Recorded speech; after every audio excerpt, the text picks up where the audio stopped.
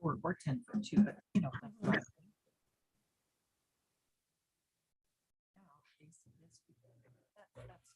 that's all that change would do. And I can see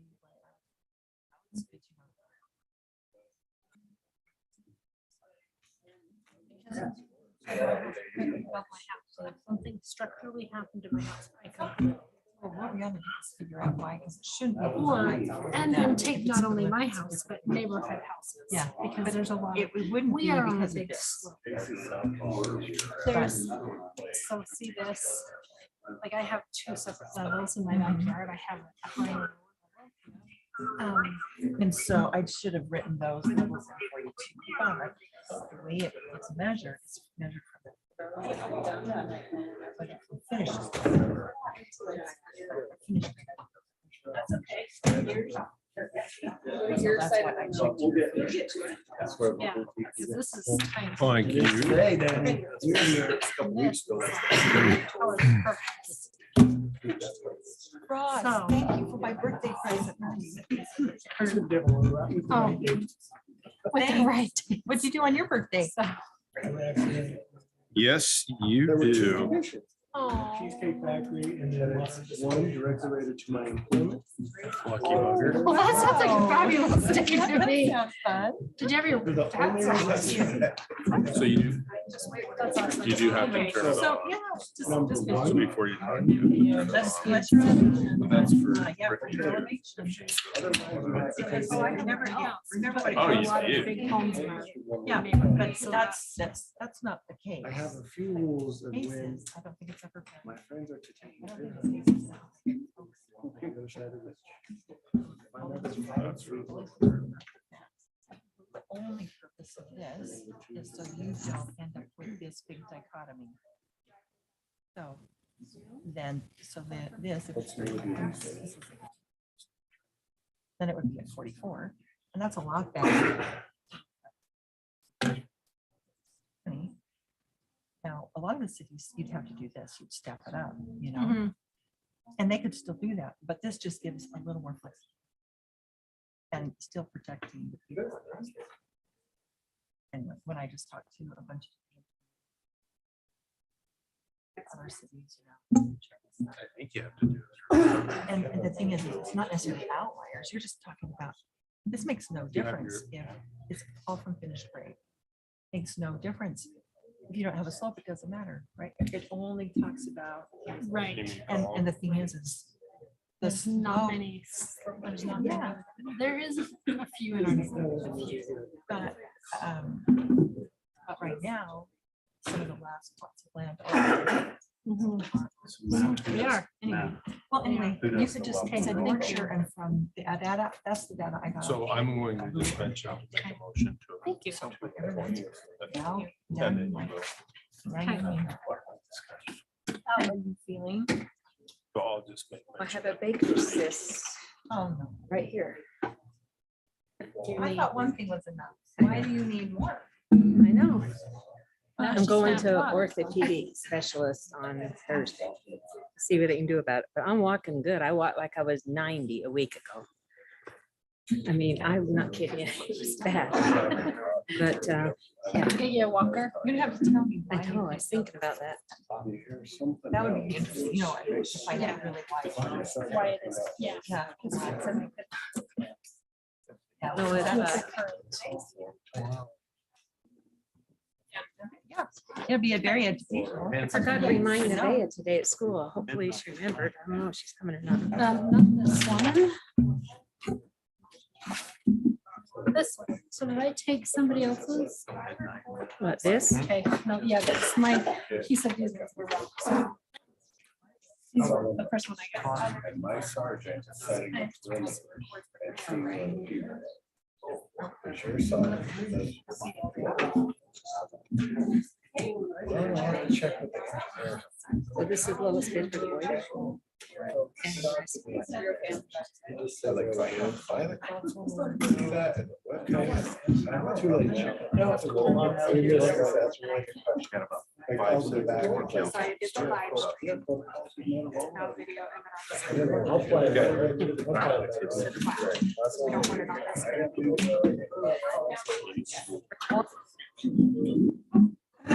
this. Behave yourself.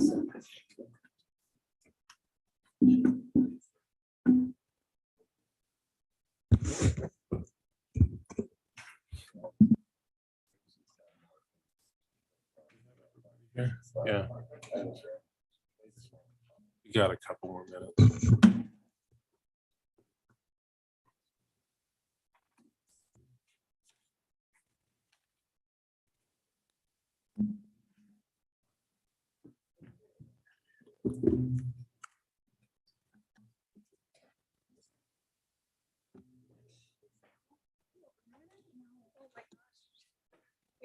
So where are we doing Utah? Where are we doing Utah? Oh, it's like our guys. So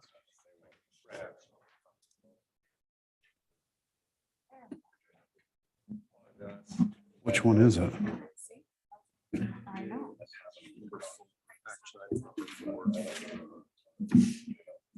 just give your phone.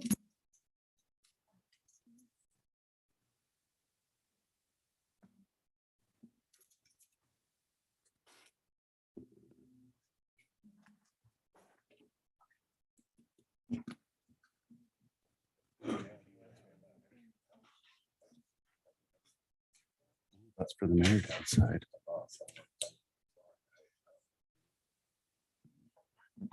We good, Brittany?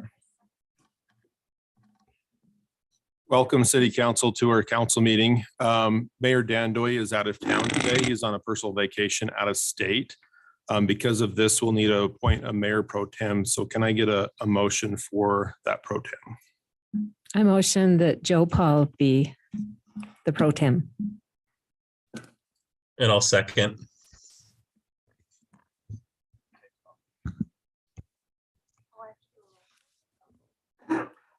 Just up and down vote. Those in favor? Those in favor say. Aye. Hi. Aye. Okay, perfect. All right. Welcome, council. Welcome, residents and those that have shown up tonight. I'd like to recognize Council Member Wilson, Council Member Sophie Paul, and Council Member Ann Jackson present. I'd like to recognize Council Member Randy Scadden coming to us electronically. And as City Manager stated, Mayor Dandoy has requested to be excused tonight. He's out of town. So with that, I'll go ahead and normally the mayor chooses somebody to do a moment of silence and the pledge. I'll go ahead and lead that for tonight. So you'll please join me in a moment of silence.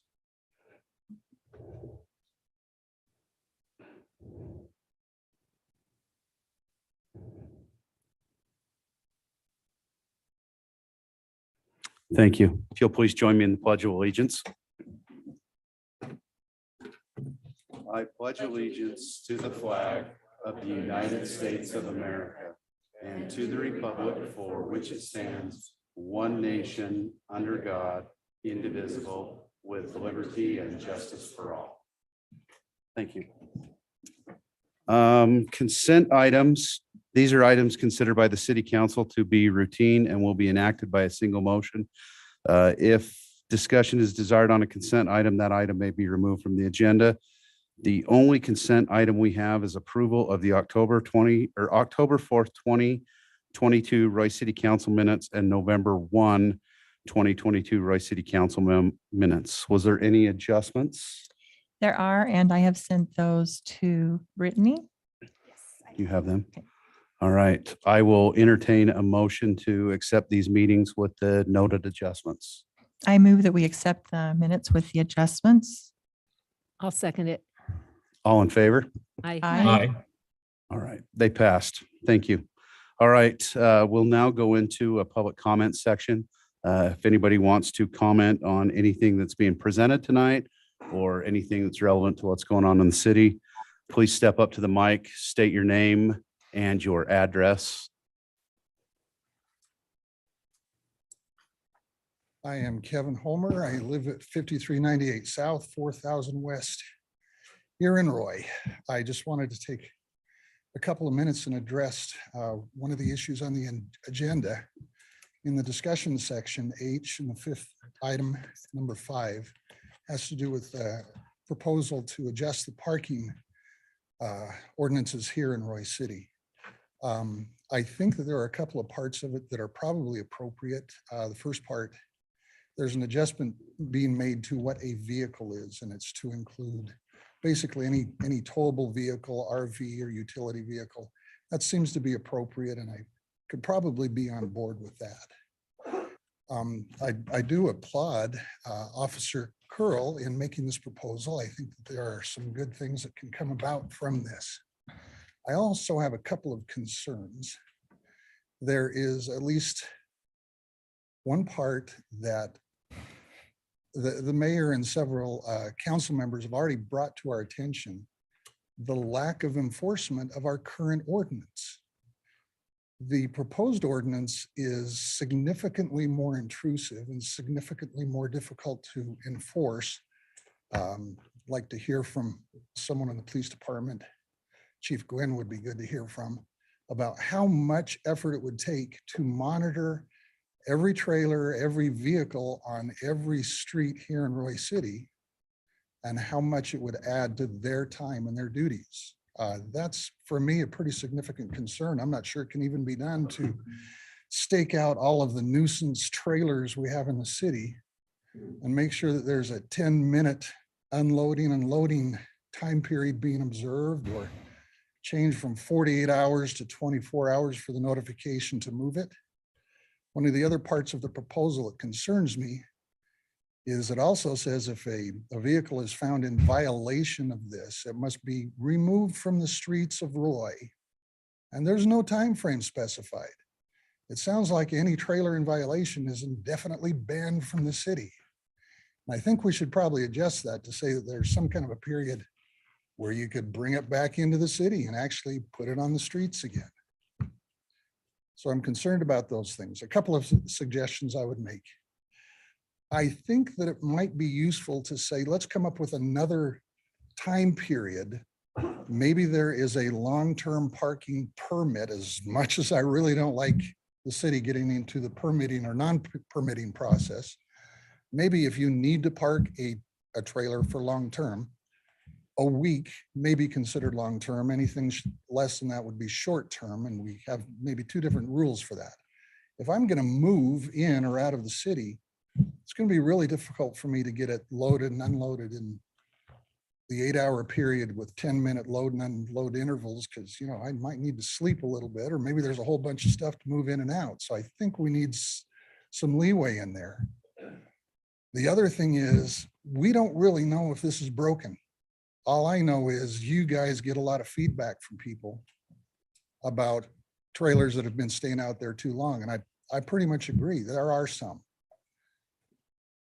Let's try to use our current ordinance of 48 hours notice and, you know, get them off the street instead of coming up with something that's even more difficult and more onerous for us to enforce. Let's try to enforce the laws that we currently have and see if that's adequate. Okay, thank you. Thank you. I appreciate your comments. Anybody else? Leon Wilson at 4302 South, 2675 West. In regards to the parking, I've heard discussion regarding individuals concerned about trailer parking on the streets, and that this has been an ongoing issue for some time. But I've seen no data, no numbers about the people who are complaining, concerned. I'd like to see some of that. I'd like to see possibly a committee put together that would give a nice cross section of the community to be able to give their input. Like Kevin thought that the fee schedule possibly for exceptions is a good idea. At any rate, wish you well on this topic, and I'll turn it over to someone else. Thank you.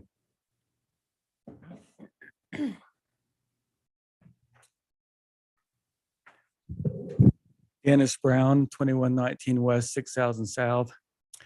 I forgot my hearing aid, so I couldn't hear what either one of those two men said. So I hope I'm not repeating what They they had said to it say. needs a little work. Oh, okay. So speak up, everybody, so I can hear you. First of all, I just want to make two comments. I want to thank the city council and city manager for not knocking down the sign on 5600 South that was talked about a month and a half ago. Randy, I appreciate you getting back with me and the other city council and the mayor who responded to my emails. I appreciate their response, getting back to me and saying that had been changed, for at least tabled for right now. The other thing in regards to the trader proposal, I read through it and I put a Facebook post out about 2 hours ago to the southern end of Roy City. There's a little Facebook page for the southern end of Roy City. And I've had 3 responses back since about 3 o'clock. And my thoughts on that was not to change the ordinance, to leave it the way that it was. I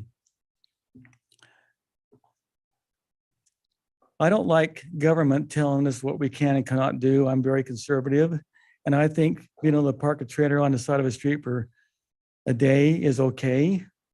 And without being cited, I don't want anything there long-term, but to have something there for a day or two.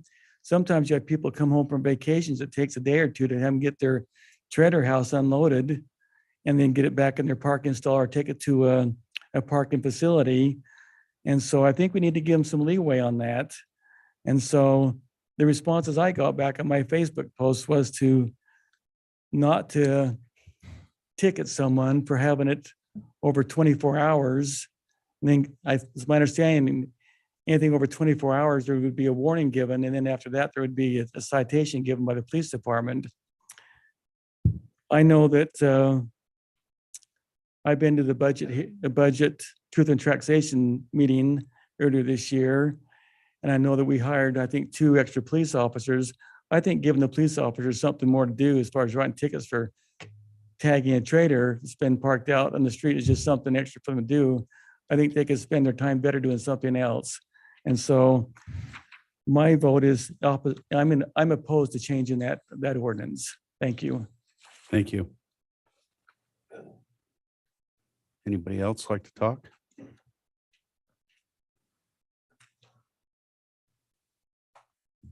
Hi, Tim Higgs, 5381 South, 3400 West, Roy. Same topic on the parking. I also agree that 24 hours, even 48 hours is probably too tight. A week may be more appropriate. I dislike as much as anyone trying to back out of your driveway and having this great big thing in your way. Being able to see and get in and out of your driveway safely. And I have one myself, a motorhome, and when we go out, I'll have it at the place usually a day before we go to be able to load up.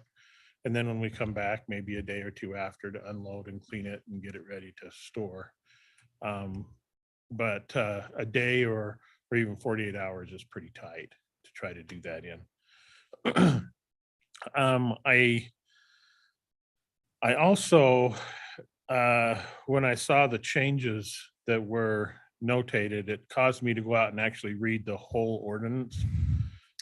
So I went out and did that as well. And there's some other things that I think we might want to talk about while we're talking about the parking of the vehicles. One of them that I have difficulty with at our place is people parking in front of our mailbox, and I don't get mail.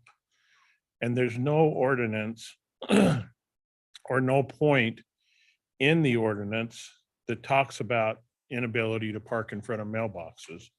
It talks about not parking on a sidewalk. It talks about not parking in an intersection, talks about not parking in front of a fire hydrant, talks about not parking in a crosswalk, talks about not parking within 50 feet of a railroad crossing, but there's nothing here that talks about parking in front of somebody's mailbox. So think about that as well if we can.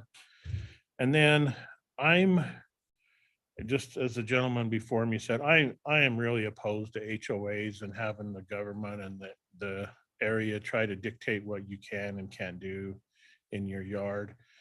But this year we've had a test in one of our neighbors that had his truck break down, and he backed the truck in to his driveway, lifted the hood, and sat for a year. It literally sat there with the hood open for a year. And then during the year, whenever they had debris that needed to be discarded, they would throw it in the back of the truck. And so we ended up with this truck next door that had the hood up, it had a couch, it had plywood, it had cardboard boxes, just a whole bunch of debris thrown in the back of it. And it bothered me, but what bothered me worse is every time we pull in the driveway, my wife would be in my ear about it, about going to talk to him about getting rid of that. And if we didn't have to confront and worry about that, and we had some sort of ordinance, which I didn't see either, about keeping items in repair, especially, I mean, if they're in your garage, do it, you know, if they're out of sight, but we can't have deteriorated vehicles sitting all over the county and the city. So those are the things that I noted when I reviewed it. If you could consider. Thank you. I appreciate the comments. Anybody else?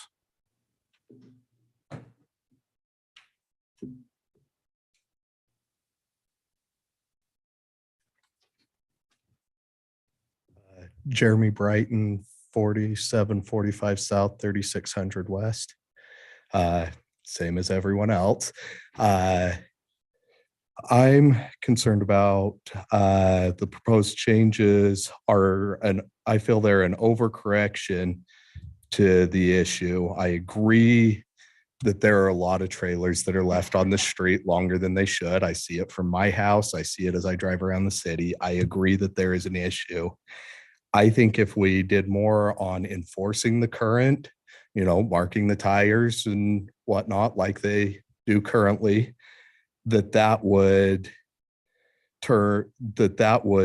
correct the issue without a change to the code. I was here last month. I heard the officer's presentation that brought this all up. I understand the concerns. I feel that this is an overcorrection. The manpower necessary to enforce these rules, much like others have said, it's disproportionate to the issue. And it's going to require officers sitting, monitoring a vehicle that's on the street for the 10-minute and 24-hour increments. I don't see how the manpower is there to properly enforce it, nor do I see that it's a proper like that it's really that's going to cause. Sorry, I'm not great with words. I build houses, I don't talk. The section detailing sorry, my wife wrote notes for me, and this is my first time reading them too. My biggest concern with it is once you've been marked, ticketed, warned, whatever, not being allowed to have the vehicle on the street again. And as the other gentleman stated, there's no time period on that.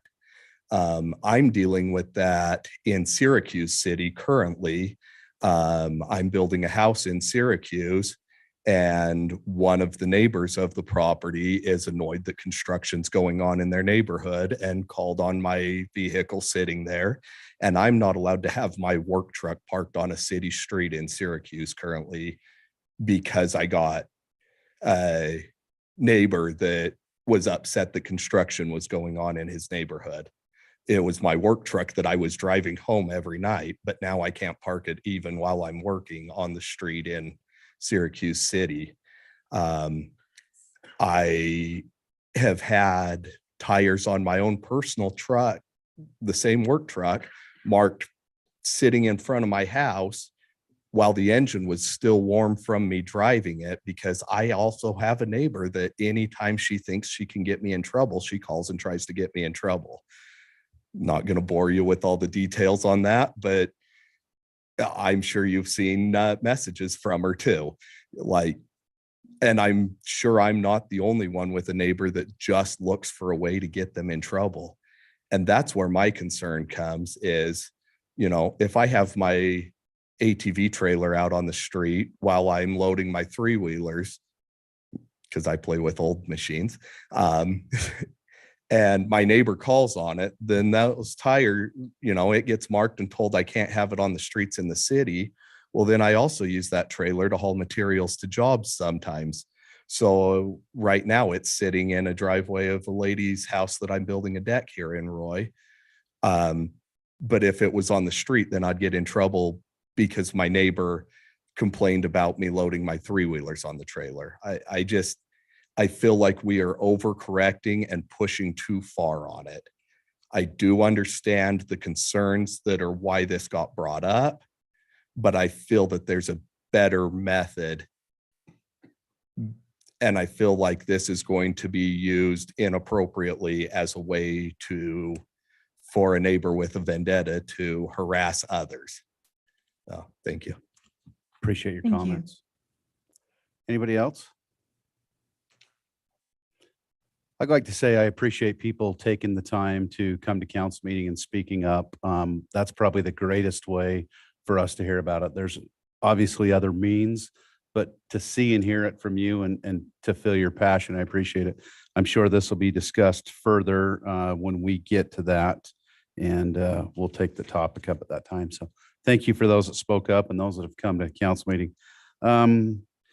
Because of a timing issue, we need to change the schedule just a little bit tonight. We have a gentleman here from UDOT that will be talking about a resolution, and I need to move action item number 4 to now and allow that gentleman to give his presentation, and we'll vote on it. Oh, sorry.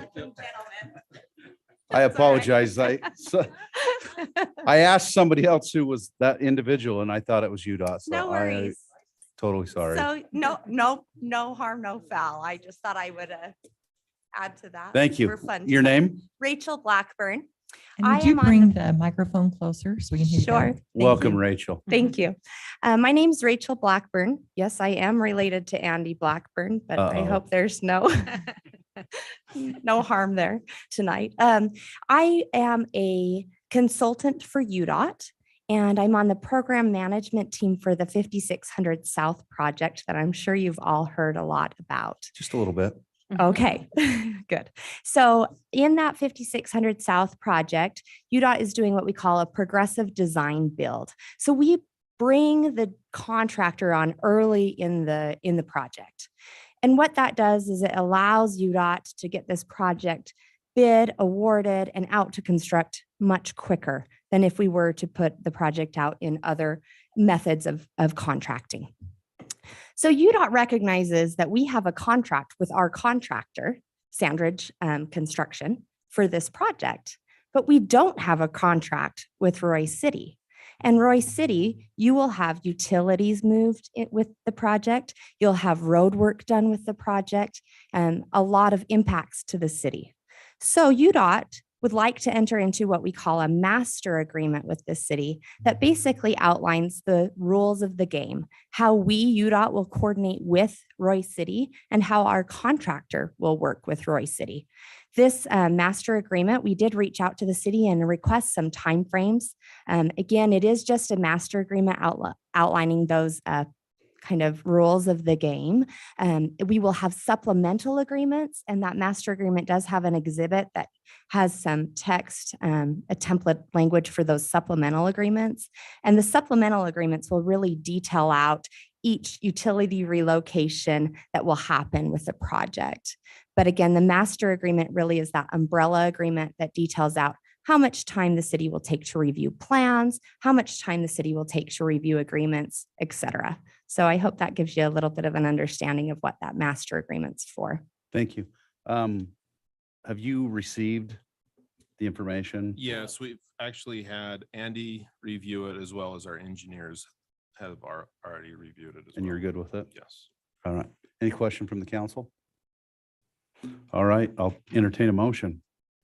Motion to approve resolution 22-23, resolution approving agreement between Royce City and the Utah Department of Transportation.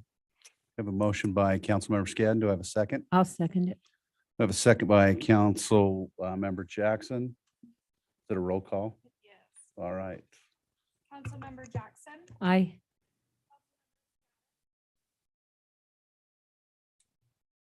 That's you, Randy. Aye, sorry, it cut out. It's all right. Councilmember Sophie Paul, Aye. Councilmember Wilson, Aye. and Councilmember Joe Paul. Aye. All right, resolution passed. Thank you. Excellent. We'll look Appreciate for your the work. signed agreement and then we'll return UDOT's signature to you. I'm Thank sorry you. again for Thank you. No how I worries. addressed you. Andy will never let me live that down, but I'm that's all sure. He right. probably won't let me live it down. so. All right. Okay, moving on. We have a couple of presentations. Our first presentation is fiscal year 2022 audit report by Wiggins and Company. Real quick, Joe Paul, I don't think we came out of public comment. There was not a motion to go into public comment. It's just part of the agenda. Okay. This is the gentleman that I thought was from UDOT, so I apologize. Oh, I'm not that important. They're much more important than me. I appreciate you guys having us do your audit again this year. It was a great experience and working with the staff again and anyway, we'll just go right to the report to get to the chase here. If we go to page 14 of the big book you have there, this is our audit report. And as always, it's an unmodified opinion, which means financial statements are fairly stated in all material respects. So that's what you want to have. No modifications to say there was any differences or issues with the financials. So that's good. So that's again, right on the top of the page there on page 14. So for your reference in the future, that's our opinion there. We also report on any issues we have during the audit, if there's anything that comes to our attention. And those, we call those findings, they just call them findings, but they're just issues that we are required to report and document in our reports. And if you turn to page, let's see. This is on page 136 and 137. So two issues this year that we found that we need to report. The first one was regarding two vehicles that were purchased or that were ordered in 2022. They did not get received until 2023, just by the skin of our teeth. They came in the first part of July. So technically they were not expended until fiscal 23. They were budgeted, and due to supply chain issues, it was just a long time to get those vehicles received. So the finding we have is that those need to be reported in 23 versus 22. Nothing too significant, but it is something we need to point out to you. So in any something like questions? that's where we could actually cascade the budget forward to the next year to cover them. That's right. Yeah. Okay. Yeah. It's a carryover budget budget item. adjustment. Yeah.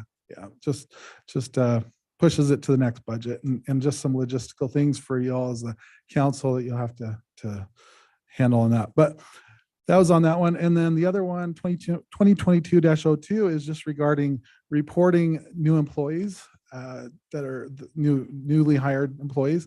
They have to be reported to the URS so that the URS knows that they're in the system and that they are, not going to be missed, so that you're paying for their benefits and whatnot. So just two employees that we saw that were not, they were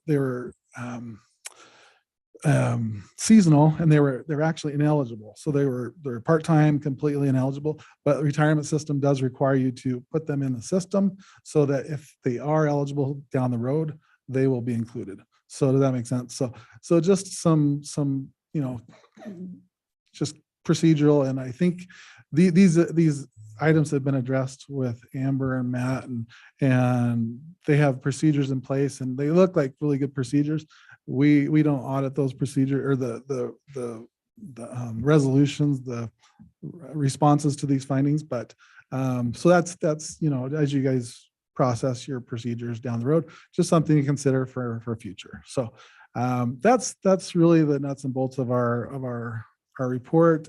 We just went through a little bit of a meeting with audit committee, and we discussed these things. So I think we've hammered them out pretty good, and throughout the audit we've discussed them too. So any questions on those things? Pretty much concerns? classified as a clean bill of health. Pretty great. Yeah, really great. So I do want to say, in the past, I don't know if you guys remember, but fixed assets has been and it's something we've discussed in the past. This year, they were really clean, and they were really, it's a difficult thing in a governmental entity, but it was really good this year. So I just want to commend you on that. So that went really well. And again, commend Matt, Amber, Brady, the whole staff for all their help with making it an efficient and pretty quick audit. It went really well. So I appreciate that. And any questions, any concerns? Any question by the council? Nope, just. Thank you. Appreciate your effort. Thank you, and Matt, Amber, Yes. and Brady, and everybody worked on it. Thank you to Thank you. staff for keeping us clean. All right, moving on. We have a presentation by Pulse Point CPR in the community by Chief Goldman. Welcome, Chief. Thank you. It's always a pleasure to have you. Well, I'm hoping, I tested this out before, but I got a backup in case this doesn't work. So just a second to share the screen.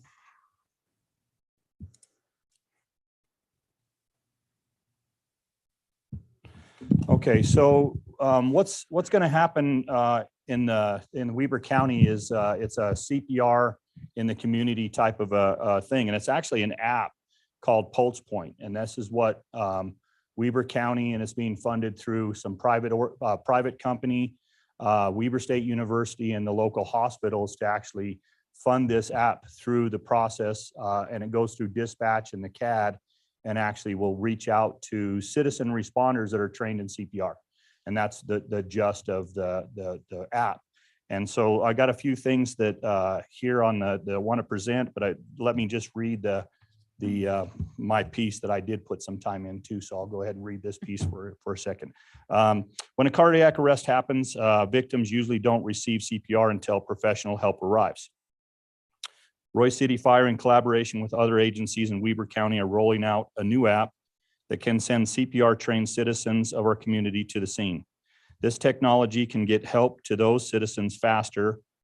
Pulse Point can notify registered users within 1/4 mile of a victim experienced cardiac arrest, so that they may respond and provide the life-saving CPR faster. Cutting down the delay by every minute improves the chances of someone surviving. Our goal is to get as many CPR trained individuals using this app as possible. Royse City Fire Department, in collaboration with other agencies in this county, are working to establishing a revolving series of CPR classes throughout the county to improve the numbers of trained citizens. This will improve cardiac arrest survival chances throughout Royse City and Weber County. When you think about the process of CPR, cardiac arrest kills about 1,000 people in the US every day. And 60% of those suffering from cardiac arrest don't get CPR until a professional rescue response. And that means that they can be 7 to 10 minutes without CPR. And every minute of not having CPR started decreases their chance of survival by 10%. So within 10 minutes, their chance of surviving goes down tremendously. The US survival rate for anybody going into cardiac arrest and not having that CPR done is 11% survival rate.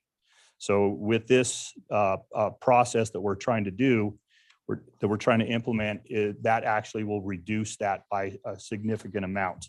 In fact, the 45% of out of hospital cardiac arrest victims survived. They actually survived, and that was when a bystander CPR was initiated. 50% of those victims get help that survived, got help before emergency responders arrived. So our point is basically to fix that. Just a kind of a, I don't know, cheesy video, cartoonish. I'm going to try to see if this will play. If it doesn't, I've got a backup.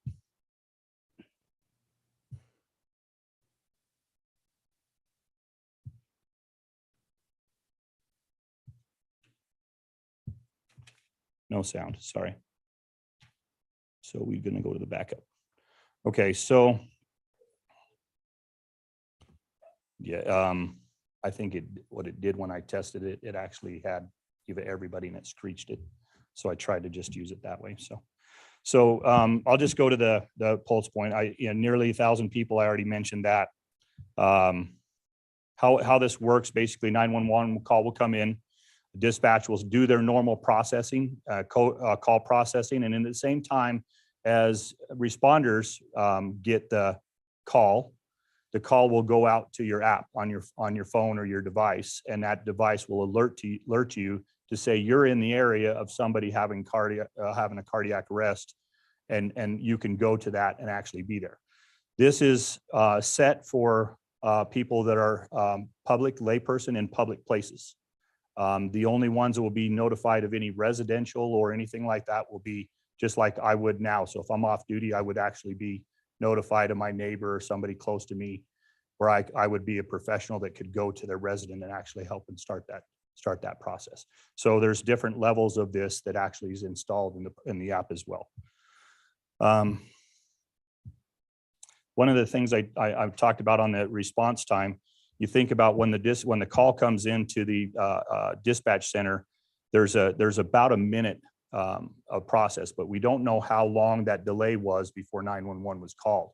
So even when you teach somebody CPR, the very first thing you teach somebody is to activate the 911 system. So reach out to somebody and say, call 911, and then they'll start the CPR process at that point. CPR also is not the kiss of life that it used to be. It's a hands-free system, so people aren't not actually having to, do mouth to mouth like we used to years ago. Now it's a touchless, no contact that way, just hands-on CPR only. So these are a process that we teach our public responders that would actually do this. You see the time, 1 minute to process is the average, 2 minutes, 30 seconds, and 7 minutes, 30 seconds travel.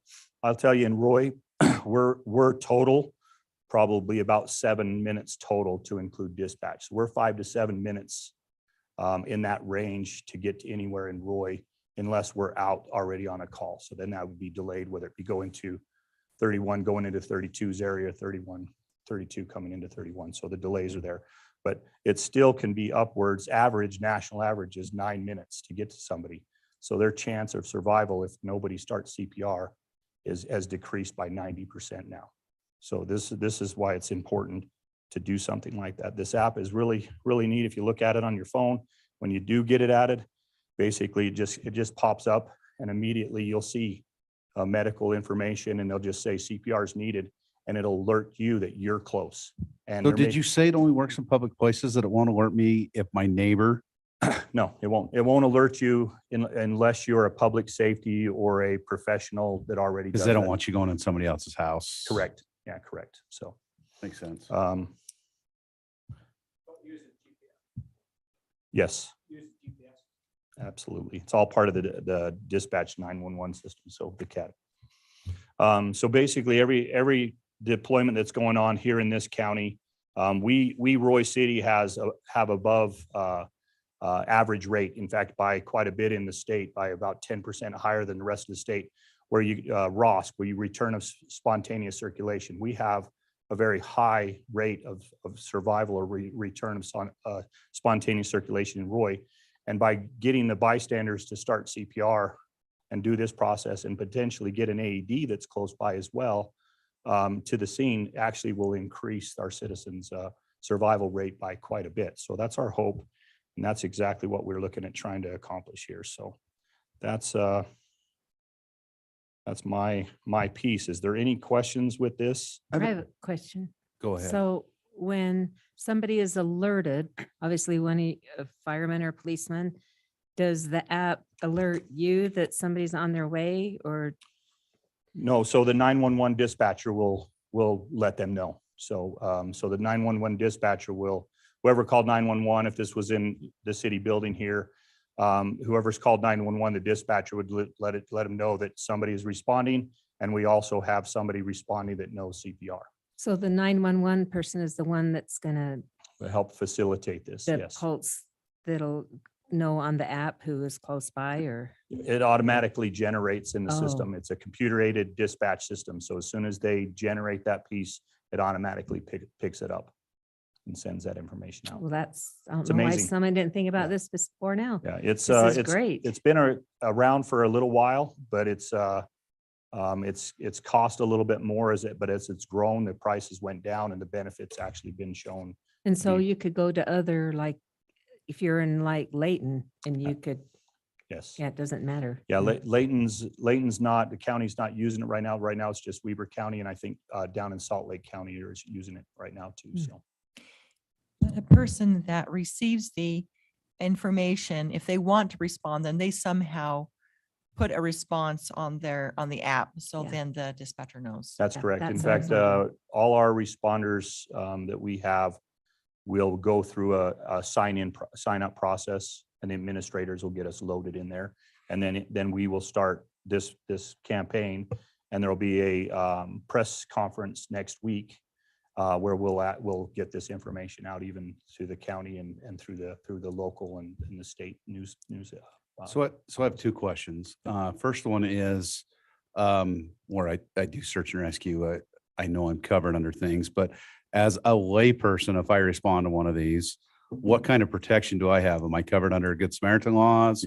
Absolutely, you're covered under Good Samaritan. Because I So- know as a Good Samaritan, I'm allowed to administer up to what I'm certified in. Right. If I go beyond that, then I'm pressing the gamut. but- And there's no duty to act with a Good Samaritan as well as this, there's no duty to act responsibility. You're signed up to be that Good Samaritan if you choose to do that. Second question is, are you doing anything or is the city or county doing anything to actively get people certified in CPR? So we at the county. I'd already talked to you about that. Yeah, I'm every- time to renew and it'd be easier to do it right here in my own city. And every department is looking at trying to do bare minimum of one CPR class a month. And Roy, I think we're going to try to do 2 or more.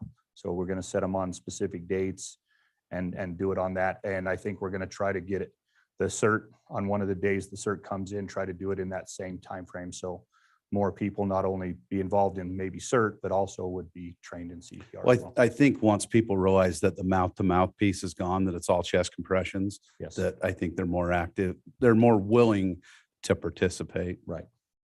And anybody that does search and rescue or CERT or anything like that, that's had this type of training will get a little bit more information than just your public place of responses. Awesome.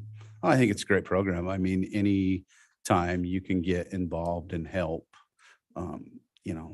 We didn't have to administer CPR, but we had a situation in church on Sunday to where we had to activate 911 and we were able to get the individual out of the church and out into the foyer and out of the chapel and into the foyer. But your guys showed up and did a great job. But knowing that there's people around that are certified, that if we would have had to administer CPR to this individual, we could have. And the effort of saving life, you greatly, as you stated, increase their ability of survival if you can jump right on it then.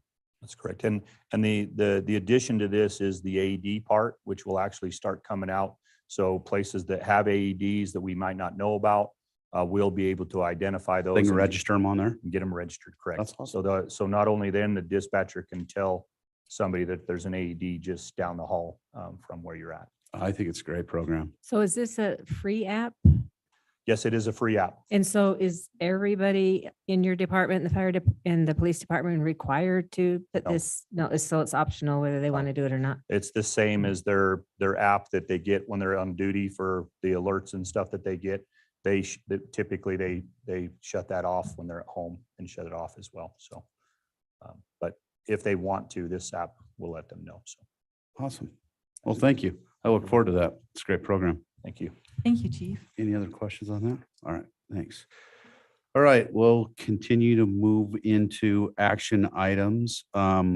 First action item is a public hearing to consider potential projects for the funding that may be applied under the CDBG Community Development Block Grant Small Cities Program. So is that you, Matt? We're going to have Brody Flint. Mr. Flint, step up to the mic. Thank you. So- You might have to bend over a little bit. Yeah. Take the mic out and hold it, or is it? No, that's a little too showy. No, so council, this is a grant that we do on an ongoing basis. One of the requirements is to have a public hearing and get approval from the council for our what we'll call our projects that we're wanting to work on. There are two project areas. One is on 4700 South. It's essentially between 1900 West and 2100 West. The other is a cul-de-sac or a little block right off of 52, 2100 West, 2150 West. And essentially in these two project areas, the grants that we're going for, the grants would cover a portion of redoing the curb, gutter, sidewalk, water pipes, and the storm drains in that area.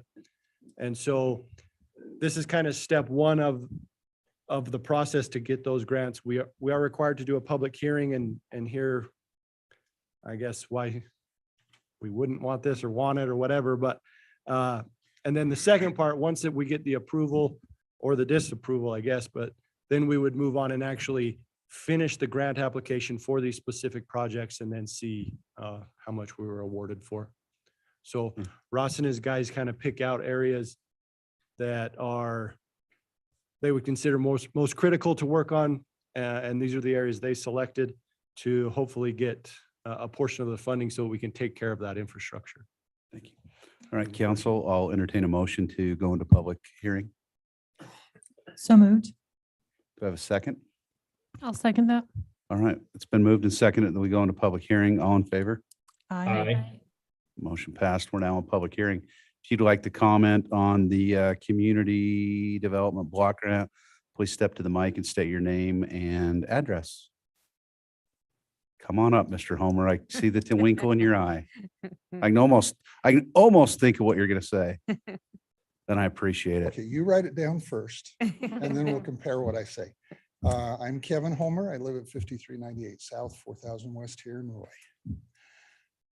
I appreciate the presentation about these projects, and I think that they're probably good and worthy projects. One thing that you might remember that I don't like, all of the CDBG programs originate at the federal level. And once again, I can give you 23 trillion reasons why I don't like taking funds from the government at the federal level. It is nothing but debt spending, and we put ourselves in bondage.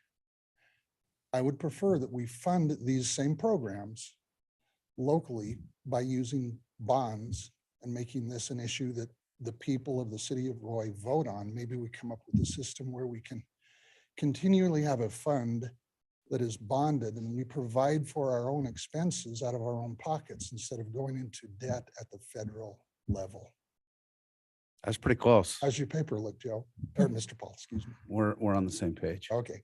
Anyway, thank you Thank very you. much. I always appreciate you looking out for those issues. Anybody else? All right, seeing none, entertain a motion to go out of public hearing. Motion to leave public hearing. Do I have a second? I'll second it. It's been moved and seconded, and we go out of public hearing. All in favor? Aye. Motion passes. All right. Do I have a motion? Well, is there I'd any li- other questions? Yes, I'd like to ask a question, if you wouldn't mind, Brody. So I was wondering, when you talk about the percentage, what, is it a percentage that the city covers, or is it a certain amount, or how does that work? How does that determined? Yeah, and I would have to defer to Ross a little bit, but since I've been here, they've never covered a project 100% of the way. So it is a percentage of funds that they're essentially covering a portion of the funds that. Is the it a city doesn't match have. or is it, they just give you a, Give us a certain amount. They'll just say, we'll give you, say, 300,000. but it's not a matching. They're not saying we'll give you 200. You got to come up with 200. And if they gave you a certain amount for a project and you didn't want to do the extra that was required, can you cut down your project for the amount they give you? But you could, I guess, refuse the grant. What they give us, we could do, yes, you're right. We could do, so say they gave us 300,000, we could do 200 feet of pipe or something. That's it. So we don't have to match it. We can use the grant for as much if we don't want to do something in addition. And what's the lead time when these funds are, if these funds are granted, what's the lead time before they would be available for us to use? Okay. Thank you. Any other questions? So this is for water pipes, storm drains, and you said curb and gutter? And sidewalk? Is that what Stark Brothers does for us? Like, This will be bid out as a project. and so how did you come to the determination? Is that where all the pipes are rotting the most in the city? It's in bad shape over there. This would pick out an area that needs to be worse. There's a lot of them we could do, so.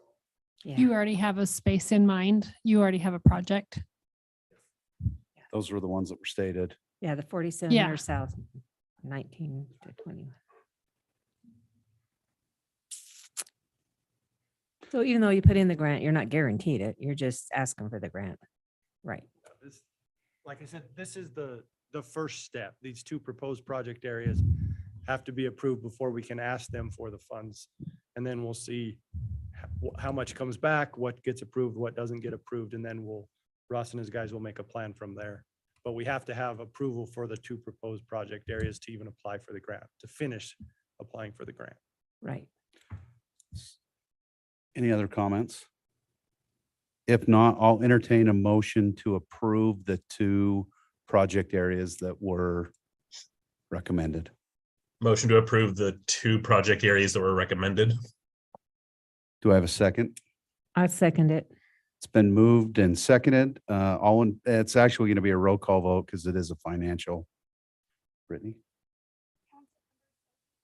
Aye. Councilmember Wilson, Aye. Councilmember Joe Paul, Aye. Councilmember Scadden, Aye. Councilmember Jackson. Aye. Motion passes to recommend approval on or to approve the two areas that were recommended. Thank you. All right. Now we'll have Matt, do you want to talk about the next one? Resolution 22-21? So council, before you in your packets, you have resolution 22-21. We go through this every year. Basically, we need to approve when we are going to be holding the public meetings, their city council meetings for next year. So the calendar year of 2023. Can't believe that's basically a month away, but we are here. Still going to plan on doing the same thing. The first Tuesday and the third Tuesday of the month held here at the council chambers at 5:30 p.m. There is one date in there that we do have conflict with, the state and federal holiday of July 4th is the first Tuesday. So we excluded that from these meeting dates. So as staff, we recommend approval for these meeting dates. All right. Any council or any questions, council? All right. I would entertain a motion to consider resolution 22-21, a resolution establishing meeting dates for 2023 as proposed in the agenda. So moved. It's been moved by Council Member Wilson. Do I have a second? I'll second it. It's been seconded by Council Member Ann Jackson. Is that a roll call? All right, Brittany? Councilmember Scadden, Aye. Councilmember Joe Paul, Aye. Councilmember Sophie Paul, Aye. Councilmember Jackson, Aye. Councilmember Wilson. Aye. All right, motion passes. Thank you. Okay, Matt, we have another resolution 22-22, a resolution amending fees for rental of the Bowery and facility at the Roy Aquatic Center. I would assume that's probably going to be Mr. Flint. Travis. Yes, sir. Welcome to the mic. Yes, sir. Thank you. Thanks for the opportunity to speak here tonight. I'm here to discuss the Aquatic Center and raising our rates for nighttime parties and Bowery rentals. In March of this year, as you guys are well aware, you gave a much deserved raise to part-time staff. Also with increases in inflation for chemicals and different things, frankly speaking, most parties last year we hosted, Roy City lost money. And we knew that. We knew we were going to because they were booked in January and we didn't feel comfortable going back to people and asking them to pay more when they had already made a reservation. Currently, it costs us conservatively about $780 an hour, or excuse me, $780 a party. Last year, our rates were $650 on Tuesday, Wednesday, and Thursday for Roy City residents and businesses, and $950 on Fridays and Saturdays. Our proposal for nighttime reservations would be $1,000 for Roy residents and businesses and $1,200 for non-Roy City residents and businesses. This would allow us to make a little bit of money, but not an excessive amount of money. It's important we try to get this resolved tonight, whatever the fees increase could be. If you guys don't like that and wanted a different set of fees, we could talk about that. But beginning on January 3rd at 8 a.m., Roy residents and Roy businesses can get online and sign up for night parties. The next day on January 4th, any non-Roy business or individual can sign up for the party. So, and we also, if there is a change in fee, would like to reach out to anyone who has had the facility the last 2 years and let them know that there is a fee change and that we are changing, that it's not going to be an in-person reservation, it'll be an online reservation. So any questions you guys have about that? You said before it was $650 and then $950 on Friday and Saturday, but now you're saying $1,000 or $1,200. So it's the same no matter. Yep. So Yep. no difference. No on- difference. And the Just reasoning at- behind, Go ahead. the reasoning behind not having the difference on weekdays and weekends? You know, when we originally did it, it was because the first things that went were weekends. And then when we raised the fees to make the weekends higher, the next few years, the first things to go were the weekdays. You know, so we learned there wasn't necessary priority to get the weekends, but we can even discuss that if you'd like to discuss that. And then my question was, do we know roughly on average when we have these different private parties, are we taking count of how many people are actually coming in?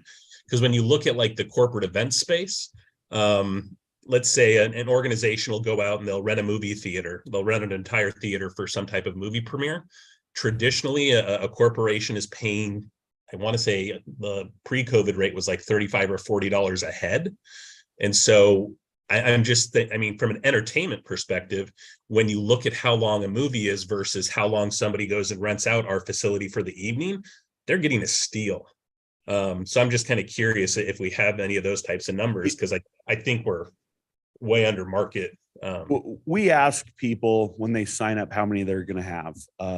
We have as many as 1,000. Sure. Our facility will only host 1,000. We've had as few as 80. People say that, hey, we're only going to have 80 people show up. Sure. Quick story, there was a dentist who lives in the community who rents it every year.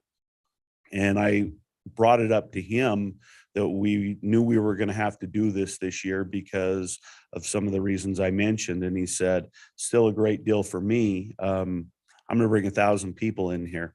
It's going to cost me $1 a person. Yeah. I pay more for the toys I give the little kids at the end of the day. Exactly. So I mean, and frankly speaking, as far as fees go, we can discuss anything you want. Well, a per head person's a little tough. I mean, when you have a movie theater, which I'm with Randy, I've Agreed. seen that happen. Yeah. You have a finite number of seats. Correct. You know, to say we have a finite number at 1,000, most people aren't going to bring 1,000. No. No, And so how do you definitely on the attribute that high number? end. It's definitely on the high end. That being said, I would have to look to tell you the average. I'd say the average party tells us they have about 500 participants. What are the local, the other facilities that do rentals? Have you looked into that? I have. That's a good question. Probably the facility that's closest to us and what we are and what we do would be North Shore. Mhm. North Shore, they have they have two different ways of doing it. They have up to an hour and a half. You know, ours is a 2-hour rental. You get it from 6:30 to 8:30. And theirs is $900. They have tried to, because they raised their rates last year, and they've tried to encourage parties to join with each other. You know, a family reunion of 300 people and maybe an LDS ward of 300 people. They've tried to encourage them to partner up on this. They'll also rent it out for as many as 3 hours, or for a 3-hour party, which is typically corporations, they'll charge $1,620. So what is our hours? 6:30 6:30 to 8:30. 6:30, 8:30. 2 And hours. so what if it rains? Do they get their money back? Absolutely. Yeah. Rain, lightning, any sort of bad weather, we will give everybody their money back.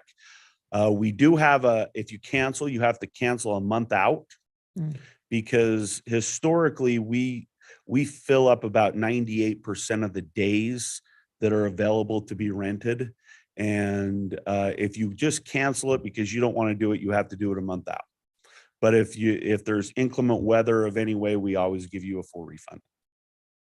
So you're you saying could it pay costs us $1,000 and have 50 people come. That's your money. If you want to pay it for just 50 people, then Sure. I mean, could, I'm like- not going to tell people how to spend their money. If that's what they want to do, that's up to them. right. So you said previously it's costing about $780 to open it up for those 2 hours. When we So we're met- making 120. when at we met best. with building maintenance and discussed their chemical and thing like that cost, and then we figured out on our lifeguards, and we based it off of 3 hours because they have to have a half an hour to set up and a half an hour to clean up, and then the 2-hour party with our supervisors, the cost came in $780, right around there. There are different people who might make a little bit more or a little bit less, to, you know, could fluctuate at $15-20. I mean, 220 to make off of a resident, or, you know, it's not that much. So do you know, is it mostly businesses or family reunions, or do you? You know what, what? we're a mixture of a lot of stuff. I mean, in full disclosure, there's several cities that rent the aquatic center and invite their residents to come in. Riverdale does it, West Haven does it a couple of times, Far West City does it. We get our fair share of businesses, some big businesses, some small. Much like Randy's point, we get real estate companies who will come in and rent it and call it client appreciation. Dennis Orthodontists, that's a pretty big one. Correct. Dance studios. I mean, we get a little bit of everything, and we also get the family reunion. You know, an individual who might be booking it for a family reunion.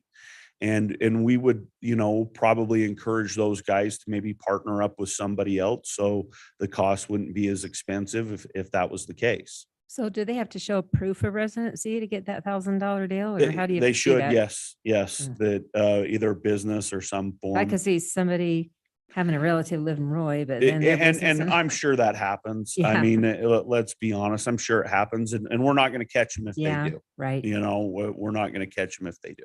Gosh, I just think we should charge 1,200 for Roy City and then 1,500 for non-residents. This is completely in your court. We can charge whatever it is you guys want to charge. I don't know. Most of those people have a lot of money, and then we at least make a little bit rather than $120. Yeah, don't I know. would say 1,500 for residents, 2,000 for non. No, I think that's too much. I just think, In the I corporate like event Dan's space, that's proposal. nothing. That's nothing. yeah. Well, it depends on We're what in a different family you're world. coming from. How, on January 3rd, when you open this up, how many days are left? Like, are we? How quickly does it fill up? You know, some of the let's call them less ideal dates, real early in the year and real late in the year. You know, end of May, early September, they take a little bit longer. Sometimes we haven't filled them up till early June. You know, the bulk of the days by mid-March, I would say 85% of them are gone. I know when I called for Roy High in the middle of January, I was lucky to get the day we got. I mean, at 1,200, you're almost doubling the rates from what they are right now. Yeah. Correct.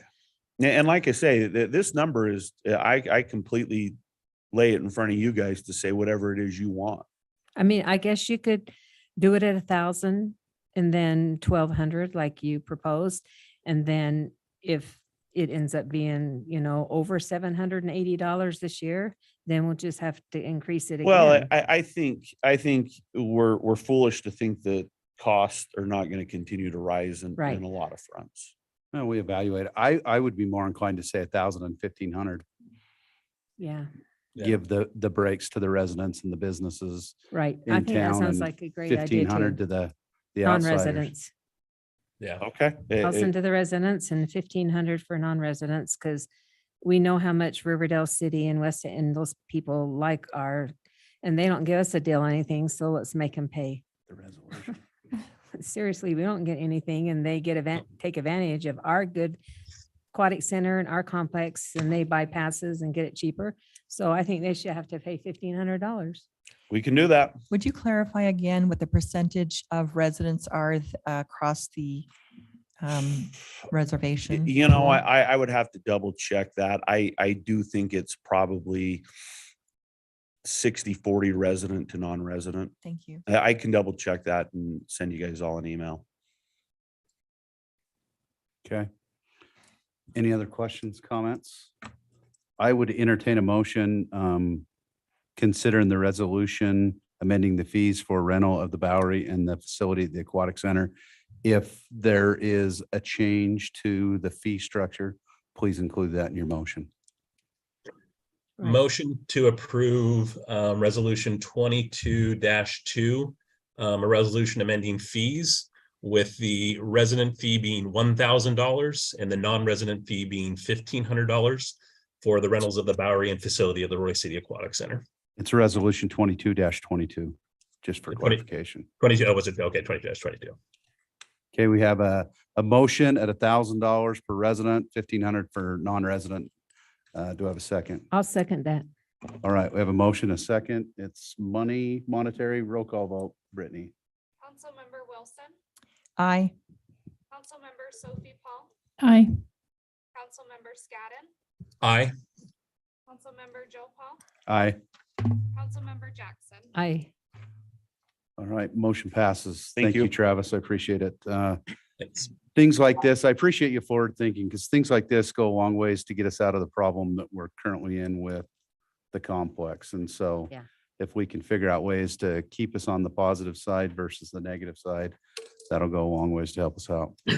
All right, let's see, we already got through number 4. So discussion items. Is it Matt? Yep. Fleet rotation program. So council. Something dear to my heart. Yes. So council, we have talked about this previous in a council meeting. This is kind of a follow-up. I did mention in the manager's report last council meeting that we would be talking about this. In your packet was included the detail of the last 3 years of the vehicles that we sold within the city just for the vehicle rotation. So we have sold other assets, but I was more focused on the vehicle rotation. One of the obvious questions would be is why so few? And the answer is that supply chain hasn't allowed us to buy any. So council has approved the fact that we could be selling vehicles, but what happened is that we have not been able to sell them because we don't get the new ones in. When we first started doing the program, we were losing, it was costing us about $1,000, $2,000 a year to do this vehicle rotation. Within the last couple of years, due to COVID and supply chain and inflation, we have made upwards of $6,000, $7,000 for these vehicles. So this is just kind of detailing what we have sold and actually who we have sold them to.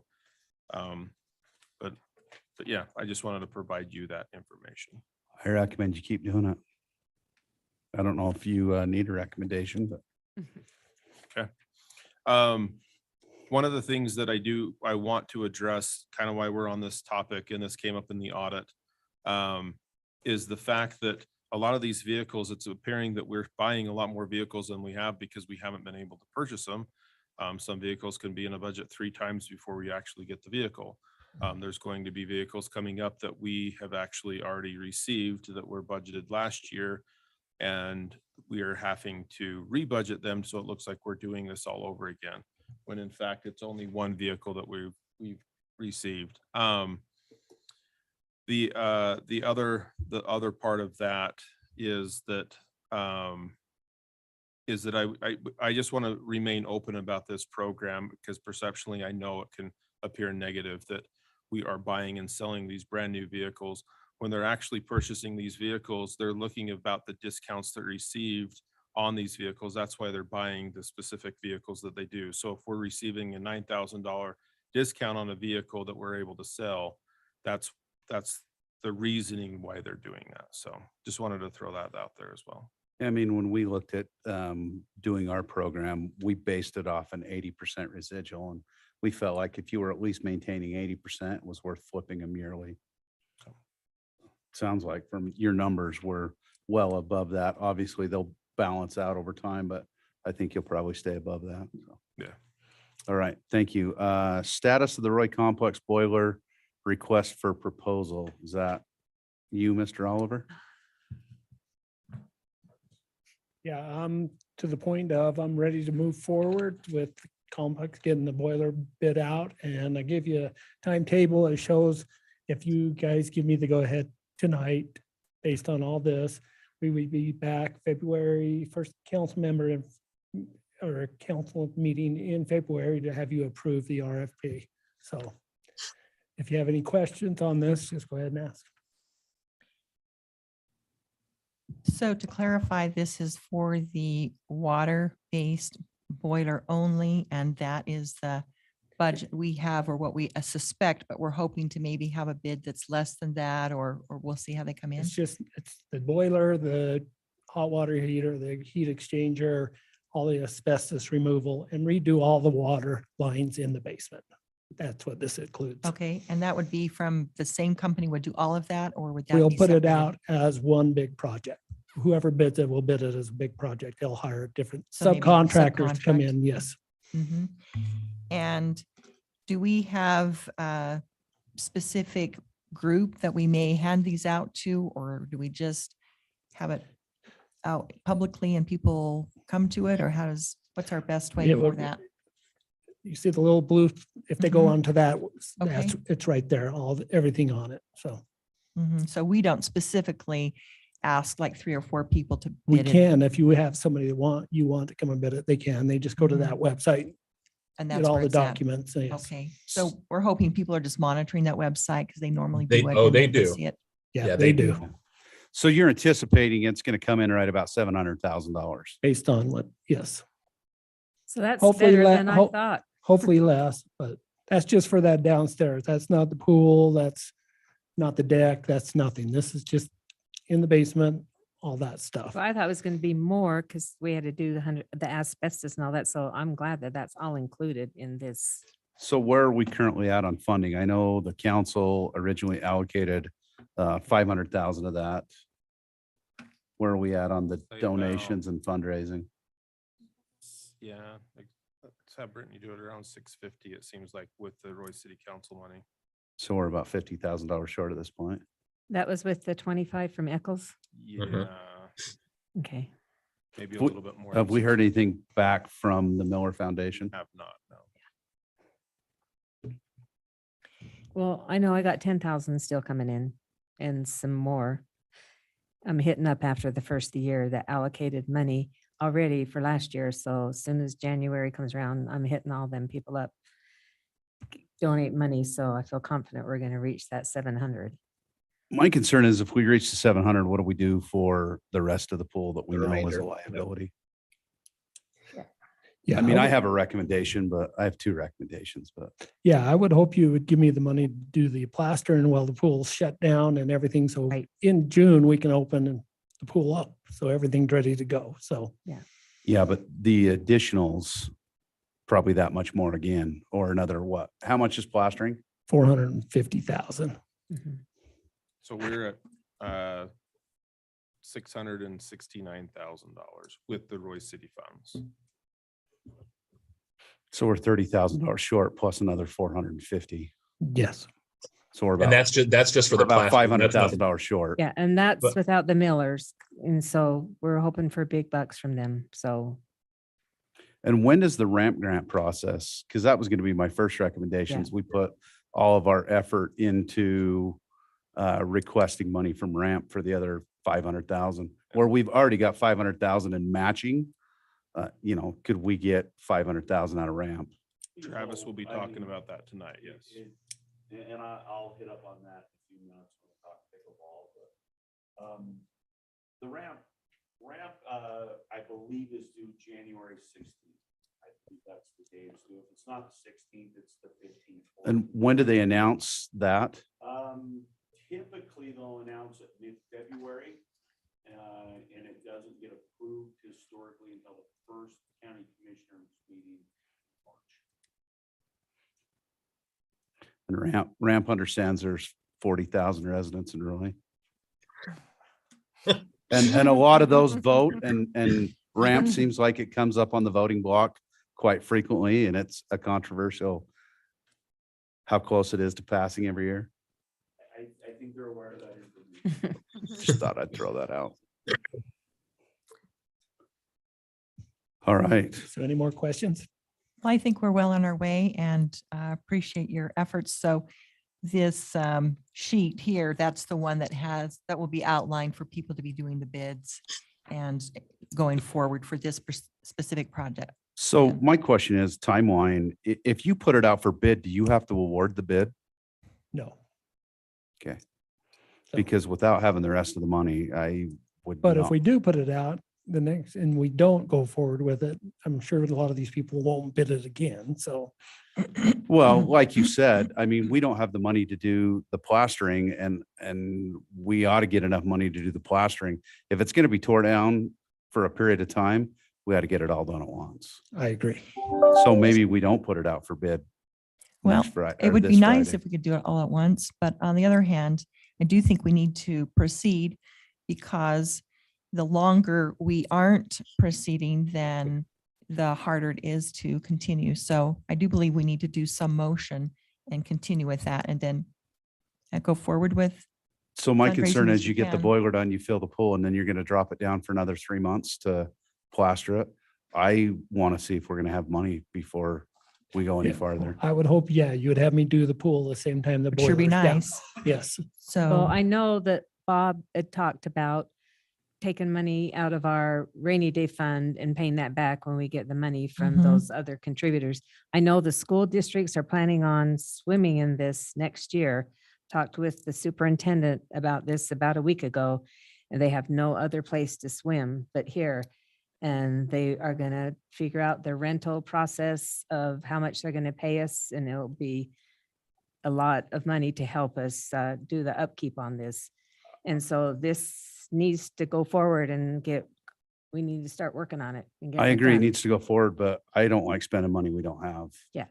Well, Well, if we have to stage it, we have to stage it, but I Yeah. do think we need to get moving forward and hopes and keep working hard. So we don't have to, but I think we need to at least be moving forward. it's a new year, a new fundraising. All those people that allocated all their money last year need to all hit them up this year and make them be our number one priority. And have them, especially all those businesses from Roy. And I mean, I have no problem asking a lot of people for money. And I think we all need to get out there and all those that said, sorry, but I can help maybe another time, well, I'm going to hit them all up.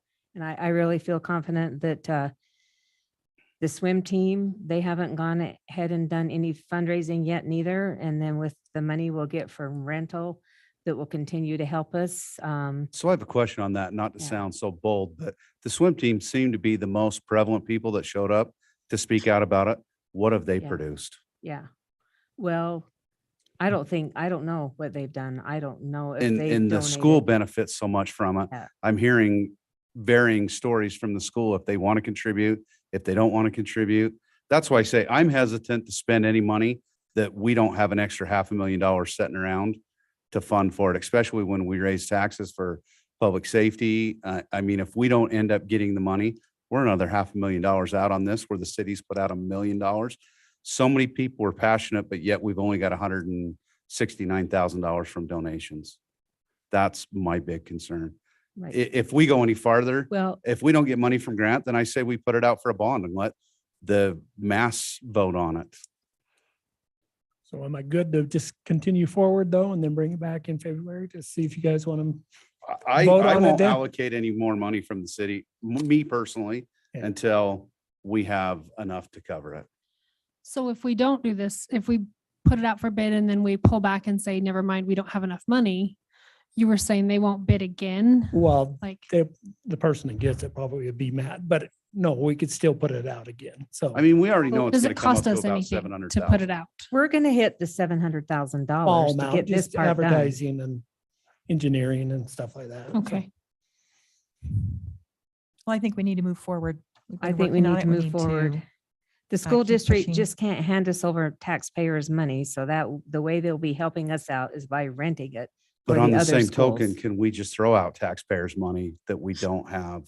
Where are all the passionate people that wanted this open and the money that we're supposed to get? I think we need to wait until we get more money. Well, a lot of those people donate $100, $25, $50. That's pretty much a lot of those people that came, those citizens gave all that they could. So it's the big donors that we need to go after, which So do we need to take a vote on this to proceed? If we feel like there's difference of opinion, then yes, I would like a vote out of it to release that RFP. I would entertain a motion to release the RFP. I move that we proceed with the RFP as stated and worked with Ross. To have a second? I'll second it. It's been moved and seconded. It is a financial. Can we get a roll call vote? We don't, even though it's financial impact. I would prefer. I'd prefer to have a roll call vote because it does have a financial impact to the city and Randy's in this. the residents. Do you want to do a roll call vote, please? That's all right. I know you weren't planning on it, so.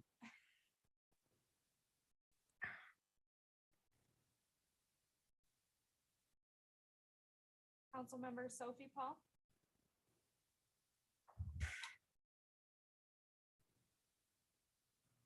This is just for a bid.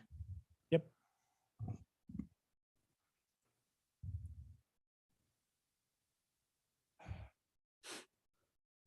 Aye.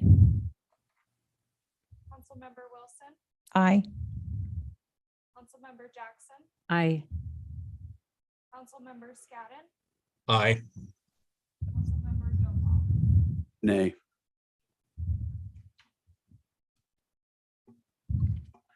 Motion passed.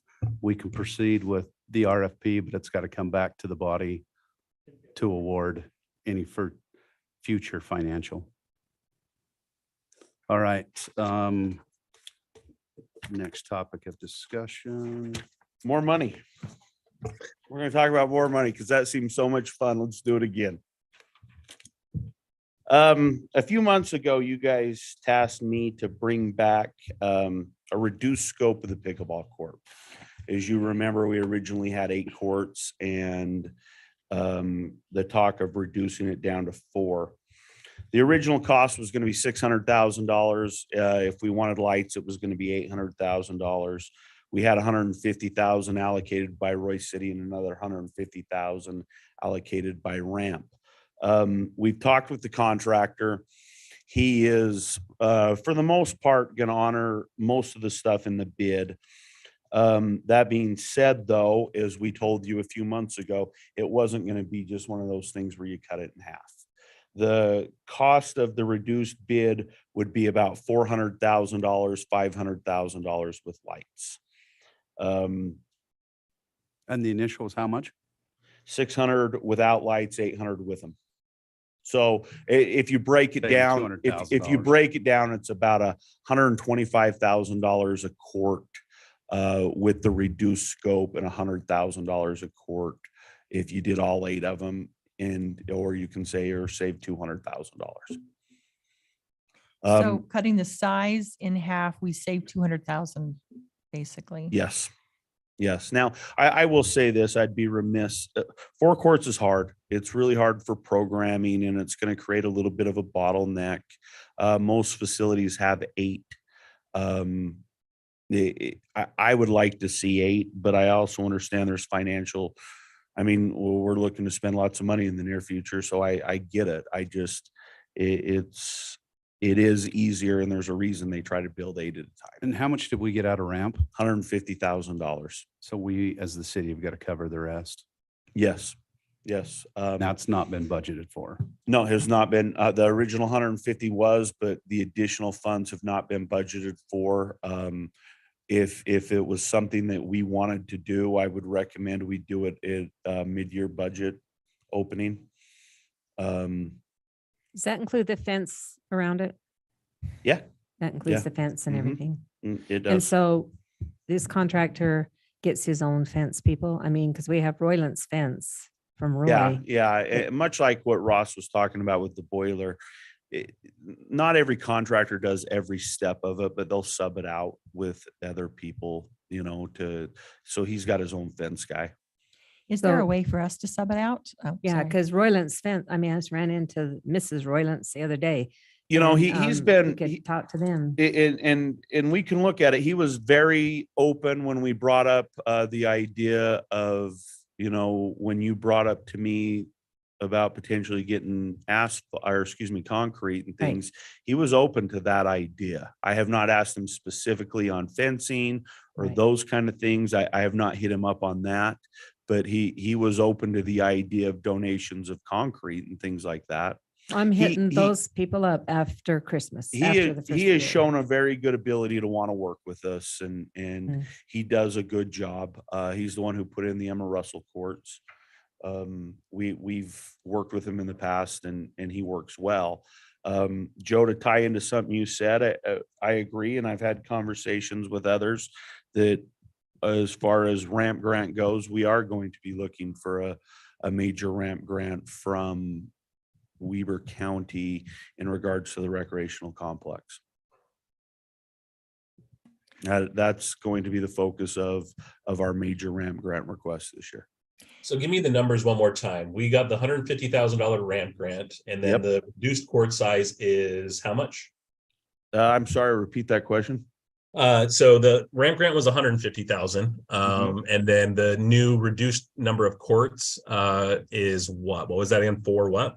It was $400,000 without lights and $500,000 with lights. For just 4. Right. And so we're having to, it's either Come up with $350,000 or 250,000. Okay. Where the ramp, people understand the change in cost and that sort of thing. Would they ever consider transferring the ramp grant to a different project? Historically, no, but I could ask. I mean, but Usually you historically, end up that's a giving it no. back and it goes into the kitty for the next year. Mhm. Sure. And I- How these long do you are- have to where you have to use the ramp grant? By next year, or Like get by an the end of extension. next year? Yeah. Yeah, or get an extension. So if that's that, if we got, I know 3 cement companies, so would typically, if we split that cement 3 ways, would you know how many yards of cement that would be per company if I could get them to all? Yeah, donate? I can get you those numbers. I can get you the numbers of how much concrete and everything like that is used in the project. I mean, how many square feet? I can get you that number. Okay, because I think that if we could get Geneva Rock to go and, and then I could go to Parsons and say, well, Geneva Rock's going to do, this much. Could you do this much? And then the other company, I can't remember the name of it, but it's my son-in-law's brother is the manager of it. And he's always donating. I could maybe get them to donate the other, if we could split it 3 ways. I mean, it's a shot. It's worth a try. You know, and if we did that, like I say, I'd love to, if we could figure out ways to save significant money, I'd love to figure out a way to put in 8. So do you know how much money total the cement part of the job is? Probably the big significant amount of the job would be the cement, right? I would say it's probably, yeah. I mean, there's no doubt the cement, Right. the post-tension concrete, there's obviously, it's not just pickleball courts. You got to put sidewalks up to it, and you got to get people to the court without walking on grass and things like that. So there's other beside just the court, but Right. there's no doubt that the concrete's going to be pretty extensive part of the project. So do you know, like, could you get me the measurements of how much fence you would need to fence in if we did Sure. 8 pickleball courts? That's how much I want to ask them for, is for 8 pickleball courts, not 4. Yeah, And then- I'll get you sizes for all of that. Okay, because Roylance Fence, they've lived in Roy their whole lives, and all their kids went to Roy, and they're Roy. I just think that they would maybe help us out that way. Okay. Do you have like a divided bid, it's got it all subdivided out that you can maybe give us a copy? Yep. Thank you. I pulled up an old email from our engineer. It looks like, if we did the full 8 courts, there's 300 yards of concrete. The price during the email was about $150 a yard. That's equal $45,000 that we would save if we got it paid in full.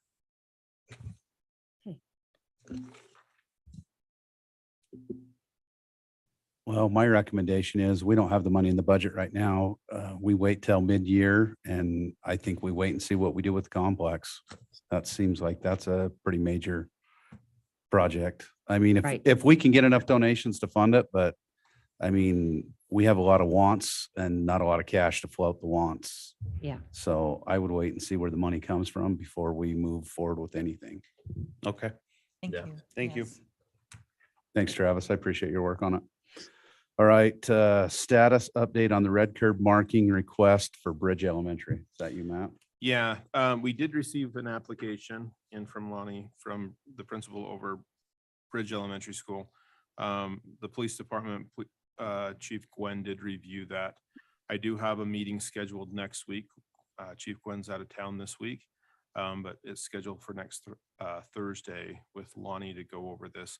Chief had a couple of concerns. I think I've expressed this, and he's expressed it in previous city council meetings about people doing U-turns and things when you do paint the curb. We wanted to go over that with Lonnie herself. So if that's the case, I mean, looking at the schedule, there's a good possibility this is the last council meeting this month. So it'd probably have to come back for a January council meeting. Yeah, Are and the they- policy that we did approve, it allows administration to go forth with the curb painting. I trust your judgment. However, with that being said, it is cold.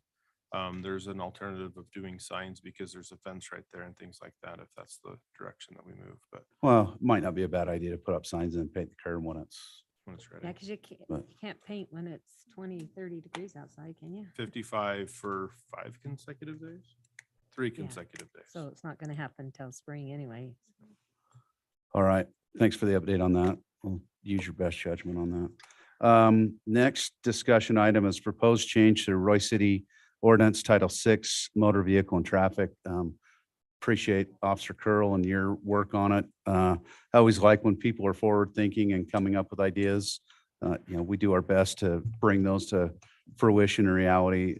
I know this poses some concern for residents as it was spoke tonight. I've got some concerns with it. So Matt, I'll let you lead off and we'll We're gonna decide. have Andy talk about this one. Okay, Andy? Okay, we've had that proposal. I think the Officer Curl presented something at the last meeting, and I've been taking. Would you get a little Talking to the closer to mic, the maybe? mic? Yeah, pull the mic down. Yes, thank you. How about if we turn the mic on? That might help. And move it closer. Just put it in your hand like you're gonna sing a song. I can't sing.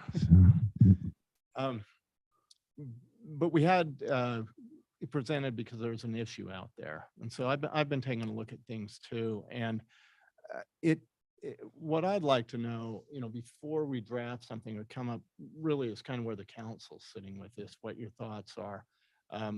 I know one of the things is we're talking about the time frame that seems to be a concern for you. So I looked at some other places.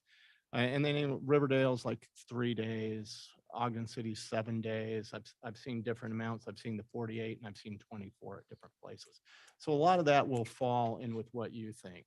And if we're looking at defining trailer, well, our current ordinance says any vehicle right now. So it doesn't really, you don't have to go into the definition of all these other things. So that's another aspect that I think we could look at. I think our ordinance is pretty similar to a lot of other places. Some might define a recreational vehicle. There's different state code defines vehicle different than you'd see in some other things. So I think we're really kind of a preliminary stage where we're looking at this. There is a problem, you know, the police are concerned about.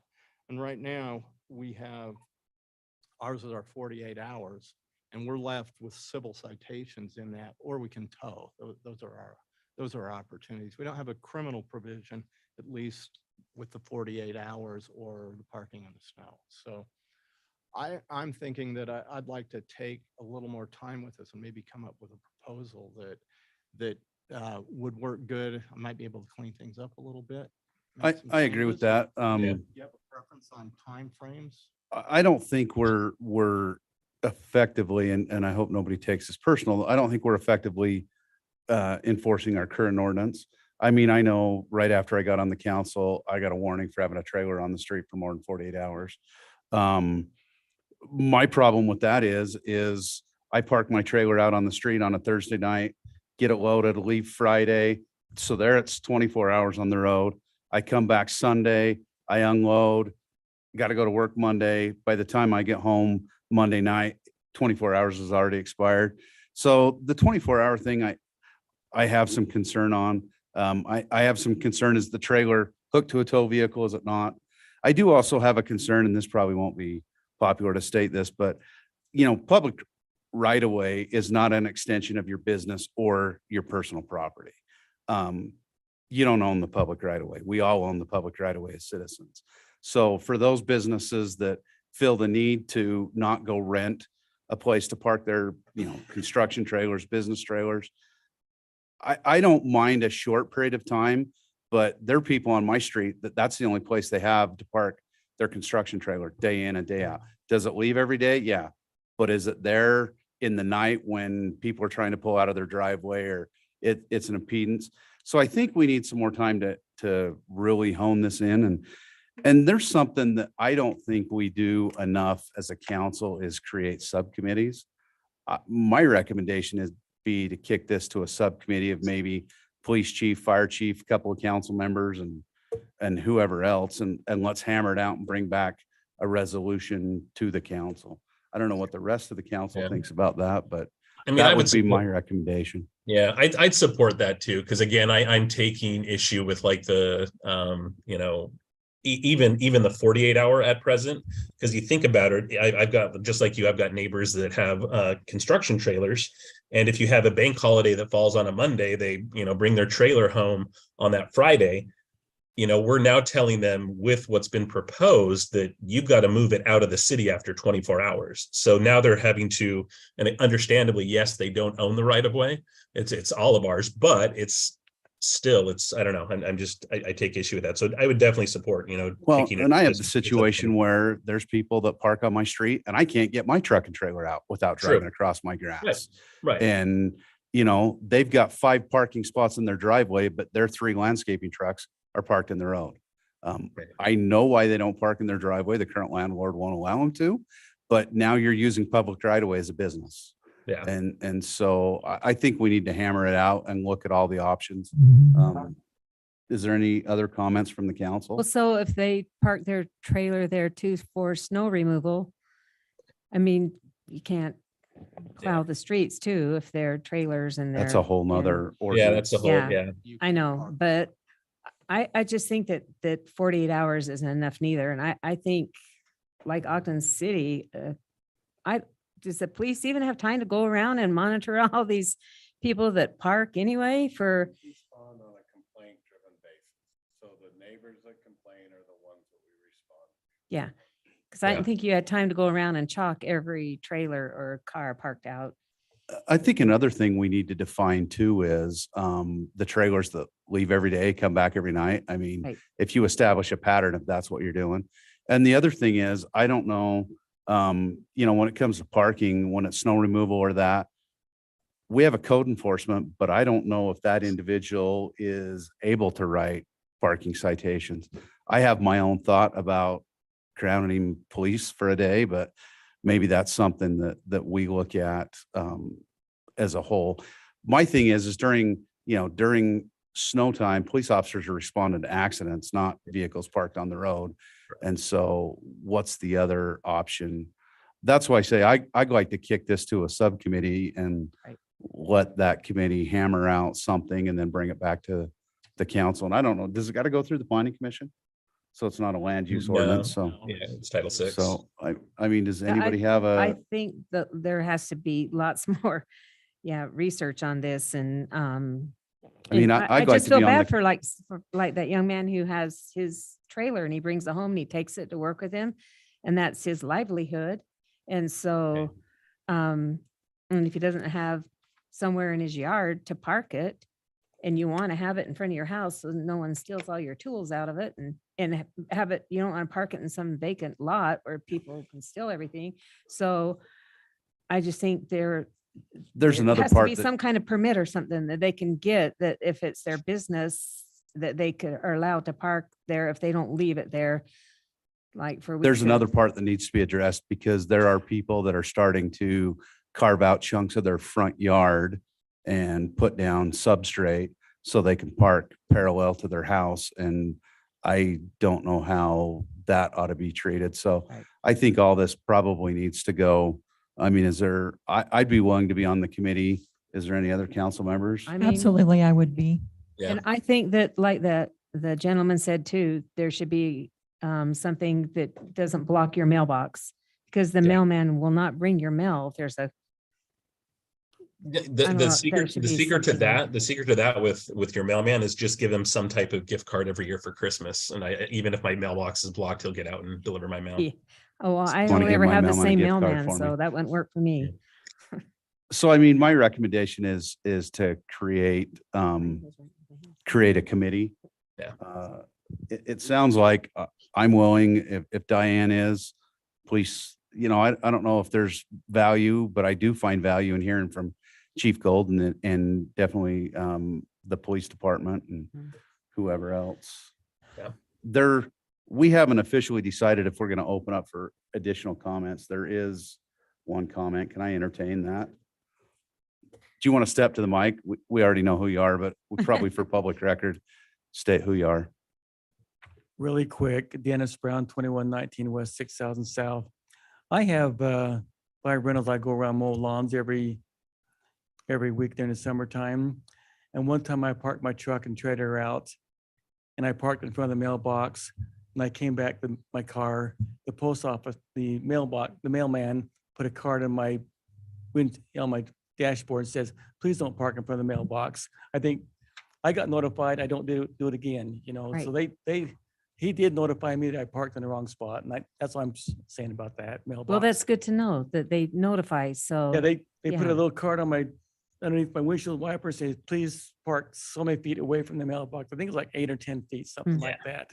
And I appreciate that. I pulled up, unloaded my lawnmowers and mowed and got back and all of a sudden there's this notice. Right. So that did happen this last year to me. Thank you. Thank you. I appreciate it. So I'd recommend we kick this to a subcommittee with, at least the 2 council members, the 2 chiefs and whoever else, Andy, and you want to be involved in it? Yes, I was gonna say I'd be happy to be involved as a citizen. I think citizens ought to be consulted on this thing too. Can you come so we can hear you speak at the microphone? Yeah, Mhm. Officer Curl. The thing about citizen involvement, that's something we'll have to look at, but I think one thing that would be beneficial is either come to council meeting and speak up or council@royutah.org, send an email with your thoughts or your ideas. We'll have to see if we can get a citizen on the community, but I definitely like to hear from you. I expected to receive more emails on this and I didn't receive any other than one through the mayor. read some comments on Facebook, but it sounded like it was a lot more controversial than it's turned out to be, but I think we got to get it right. In this committee, do you address the vehicles that are left in, the broken vehicles and the, like he was stating, the trash vehicle, like that's, I think you Okay. probably just take it all on and get it over with. Well, that Okay. could be like the mayor said, next year, how we've kind of let people slack on their yards and their property because of COVID and everything. That could probably be something to do with code enforcement and have Chance go around for Can that too. Chance, Yeah. can Chance right now do a ticket for We're this? currently looking into it, but of what it would take to allow him to do it. However, like right now, no, because he's not a police officer. Could he Okay. write a warning? We've got that, and it's a civil. Okay. We can go into that in more detail, I think. Okay. Okay. Because we have it, it's provided in different parts of the ordinance. I think we can clarify that. Putting it together. Okay. All right. I did see a hand out there. Can you come up so we can hear you better? Thank you.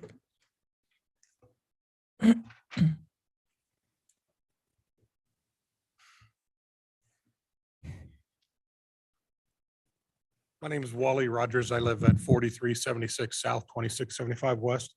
And I appreciate you saying that you want to have a subcommittee and have more discussion on this.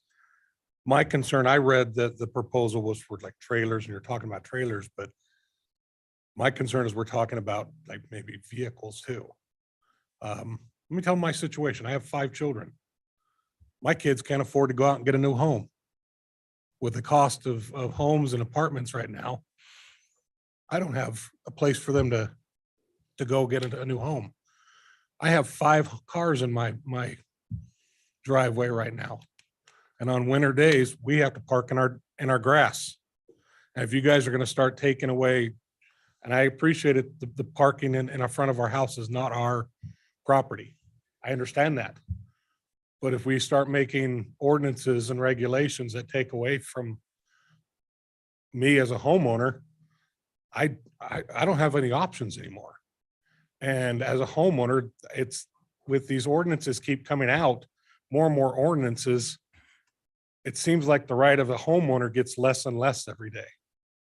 I'm paying property taxes. I'm putting the money to where we can put a new boiler in. I'm putting the money in for the schools. I'm trying, and it just feels like I'm getting less and less for my taxes and less and more ordinances put on me as a homeowner. I would appreciate we do a committee and we do allow maybe some citizens to be involved in that so that we can have our voices heard too, because it is a big concern. I understand the trailer situation. I have lots of neighbors who their livelihood is dealt with trailers.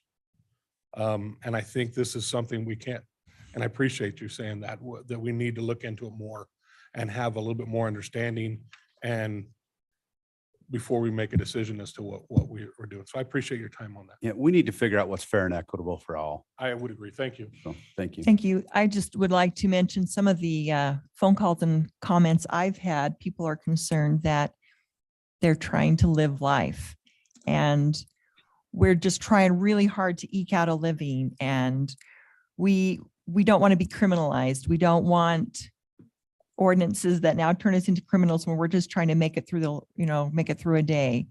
And we want to be able to enjoy some activities during the summer. We'd like to have a trailer that we can still enjoy, and realizing that there are other places. So those are just some of the feedback and comments I've had. And I do think that we need to find a balance to keep the both sides or all sides, or as many as possible, at least balance that out. All right. I appreciate the comments and we'll get that committee put together and continue to receive input on that. So moving forward, we have city manager and council report. Yeah, I just have a couple of things to report. This is more for the an RDA meeting, but I wanted to report it here as well because we don't have one tonight. We have sent an invoice to Woodbury. A couple of years ago, we paid for the Chinese Gourmet building to be demoed for the cost of $35,000. In that agreement with Woodbury Corporation, they agreed to put a a taxing business there at that location with X amount of time. That has come and gone, and so they have repaid the city that $35,000. Just wanted to report that. I'll I also report appreciate that. I do want to elaborate on something because I know there was a big push to get that money back. Yeah. There's pros and cons to getting that money back because as long as Woodbury held that money, we held what could go in there. There was some proposals along the way to put a dentist or a bank, which none of those generate sales tax. Correct. Now that they've paid us back, they can put anything in there within the code. And so we could see a dentist office and a bank in there that doesn't bring us sales tax. So it's good we got the money back, but I think we held the upper hand as long as they had the money. So Mhm. that's just my comment. Yep. Second item, we have talked about this in city council meeting before, the Sandridge trees. There was quite a few of them that were dead. They have been removed by Roy High School. They hired a contractor. So they went through this last week. The contractor showed up and started cutting those down. And then last, Mr. Brown did talk about this, but I wanted to make public, as part of the public record, that administration is going to hold off on the sign removal at 5600 South. After further discussion, we will hold off on that until we get further notice from the council. I say we wait and see what becomes of the 5600 project and Okay. is it affected? Is there something we can do? I mean, I will say in a year of drought that I don't know that we're ever going to resurrect the fountain, but Yeah.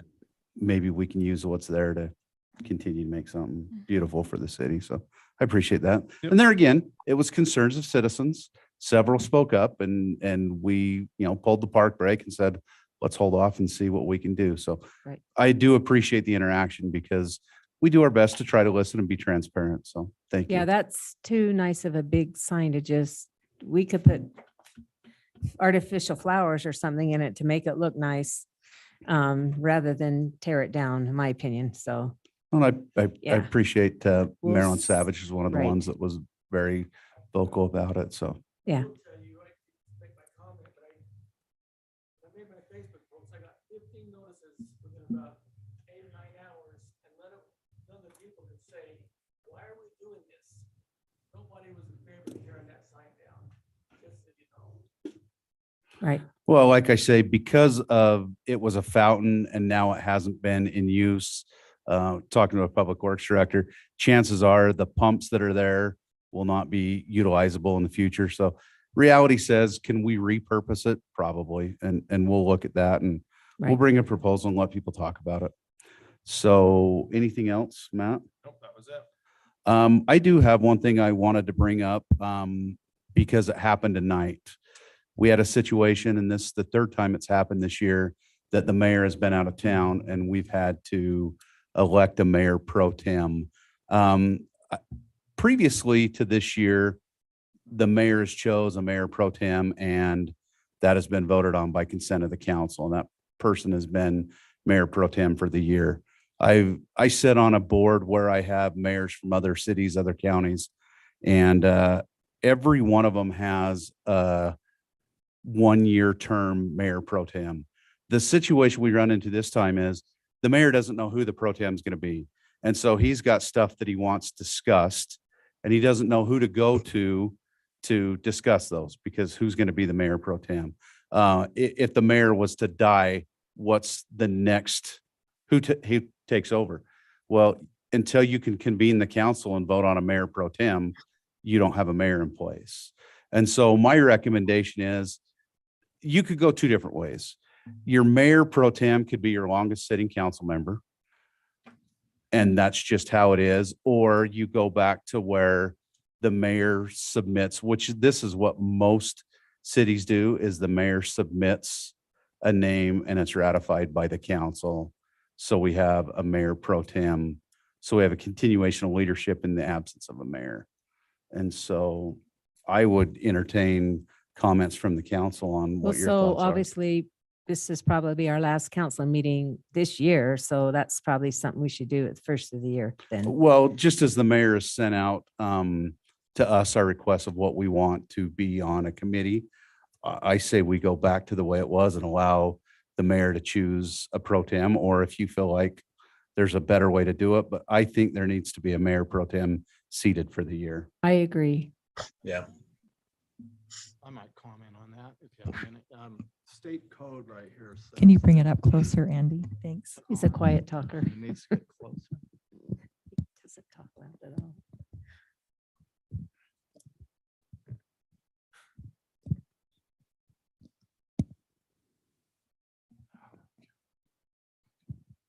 Yeah, who knows what? With state code, it says if the mayor is absent.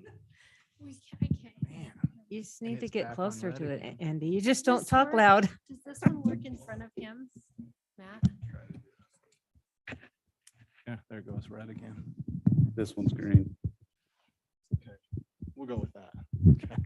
But state code says that if the mayor is absent, the council may elect a member of the council as mayor pro tem. So, and a lot of cities do it that way.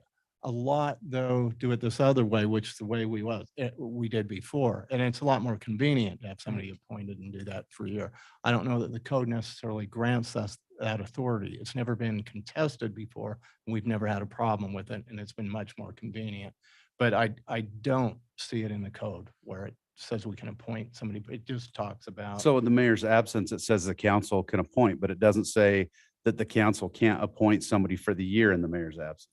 No, it doesn't say that. It says if the mayor is absent or unable or refuses to act, the council may elect a member. And then it says down here that the municipal clerk shall enter in the minutes of the council meeting, the election of a council member as mayor pro tem. So You could read it either way. You could read it that there has to be an election each time, or you could elect somebody that in the absence of the mayor would be the mayor pro tem. I can tell you. Whichever way you would like to do it.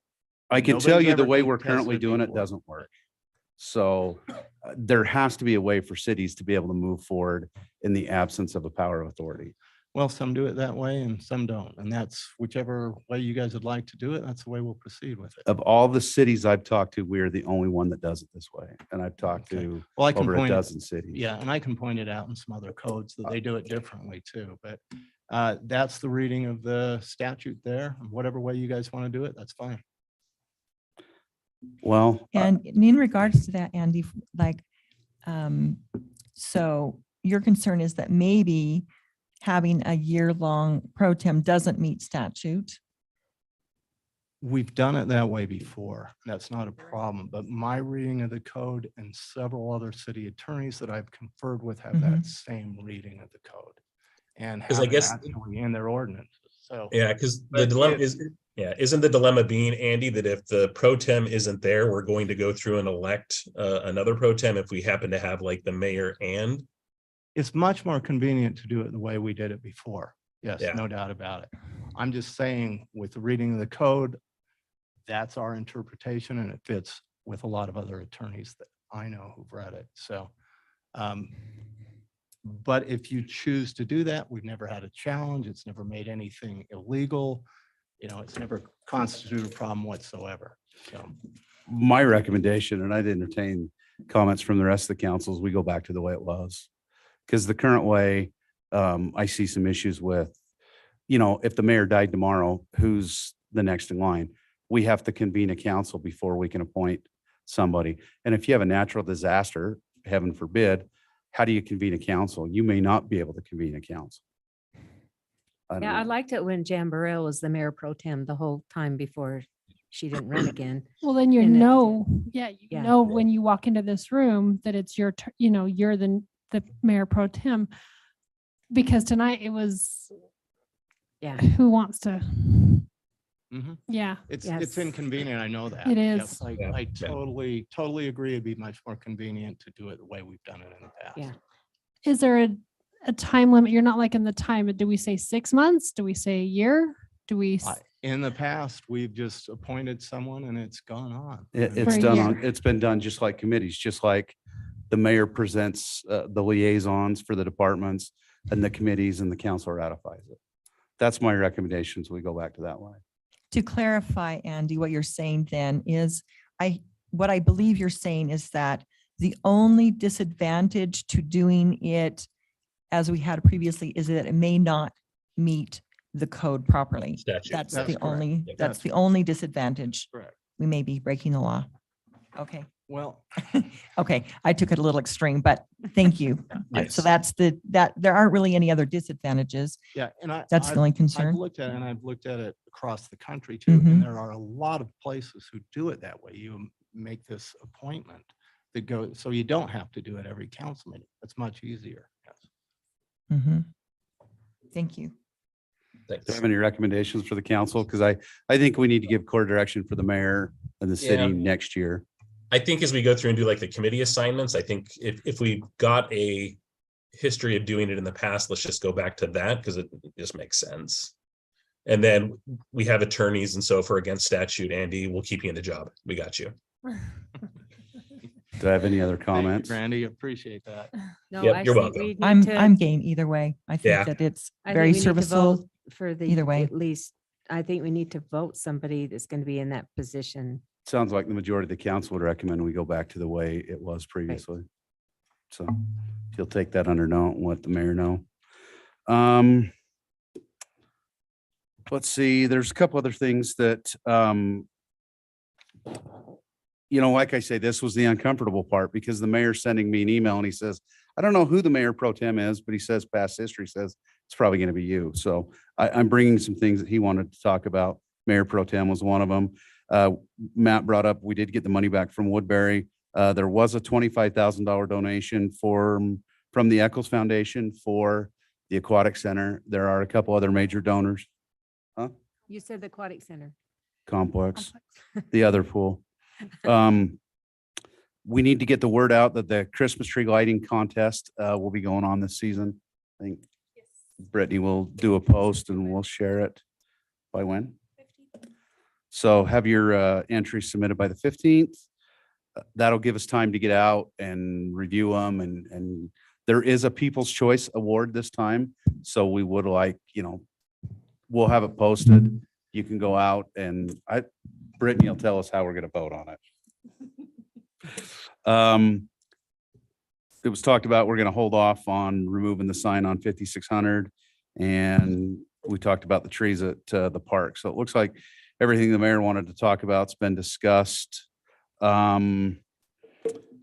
Does anybody have a stewardship to report on? Well, I'd like to just jump in and just commend the Christmas lights again. I have heard so many positive comments from people in our city and people outside of our city and how they rival the big time cities. So just want to thank you very much to those that have put those up. And the event we had was very nice to, bring Christmas spirit into the city. So thank you very much for that. The second thing I'd like to mention is thank you very much for the microphone. When you speak, go up to the microphone is very helpful, especially for people that are listening to it or for like myself, if I'm listening back to go over minutes. A lot of times it's really hard to know what the minutes are because we're not the microphone. So thank you very much for continuing and persisting with that. Thank you. Stewardship I have to report on. I'm on the board of North Davis Sewer. The project for the Gilbert Bay outfall is ahead of schedule. It's up to almost the guard shack on the causeway. They will be crossing that at the first of the year. There's design plan in place for the pumping station. One of the concerns they have right now is when they designed the outfall, the water level was quite a bit higher. Now they're trying to figure out what to do with the water because if we discharge out of the outfall, it doesn't reach the water. So are we going to dig a trench? Are we going to let it go out on the open desert or the open lake bed and let it evaporate?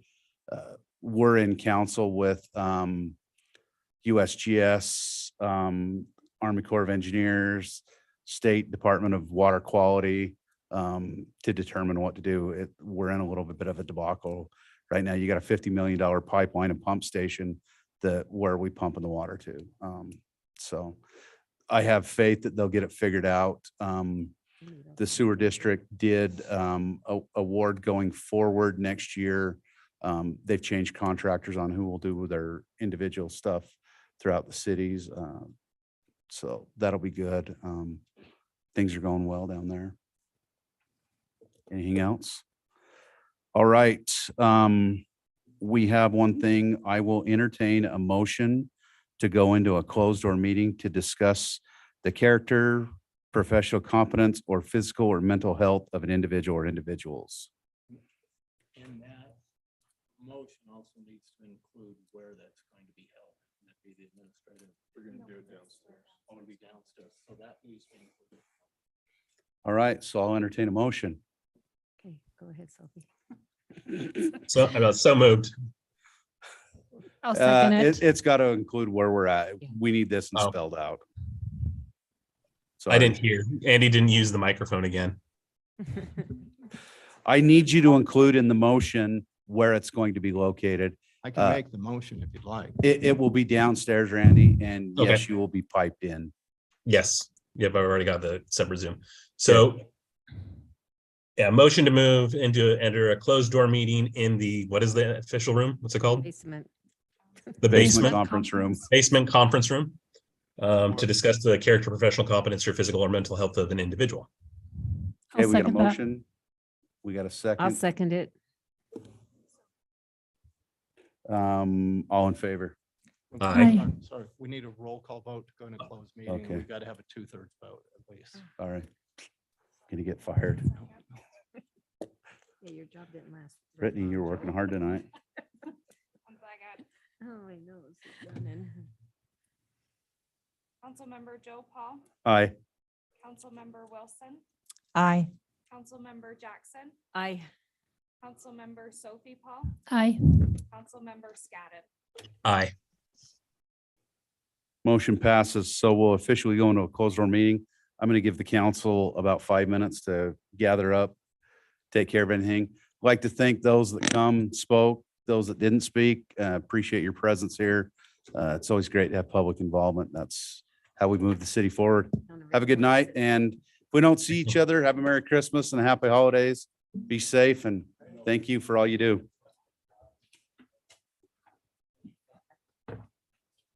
Thanks for being here, Danny.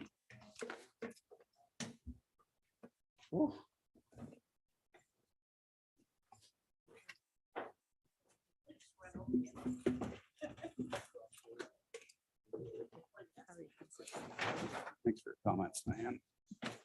We'll hammer out the parking. Yes. And I really do think That's why I got thinking, we did the, when we did the ordinance for the downtown district, we put together, I don't think we put together committees enough to where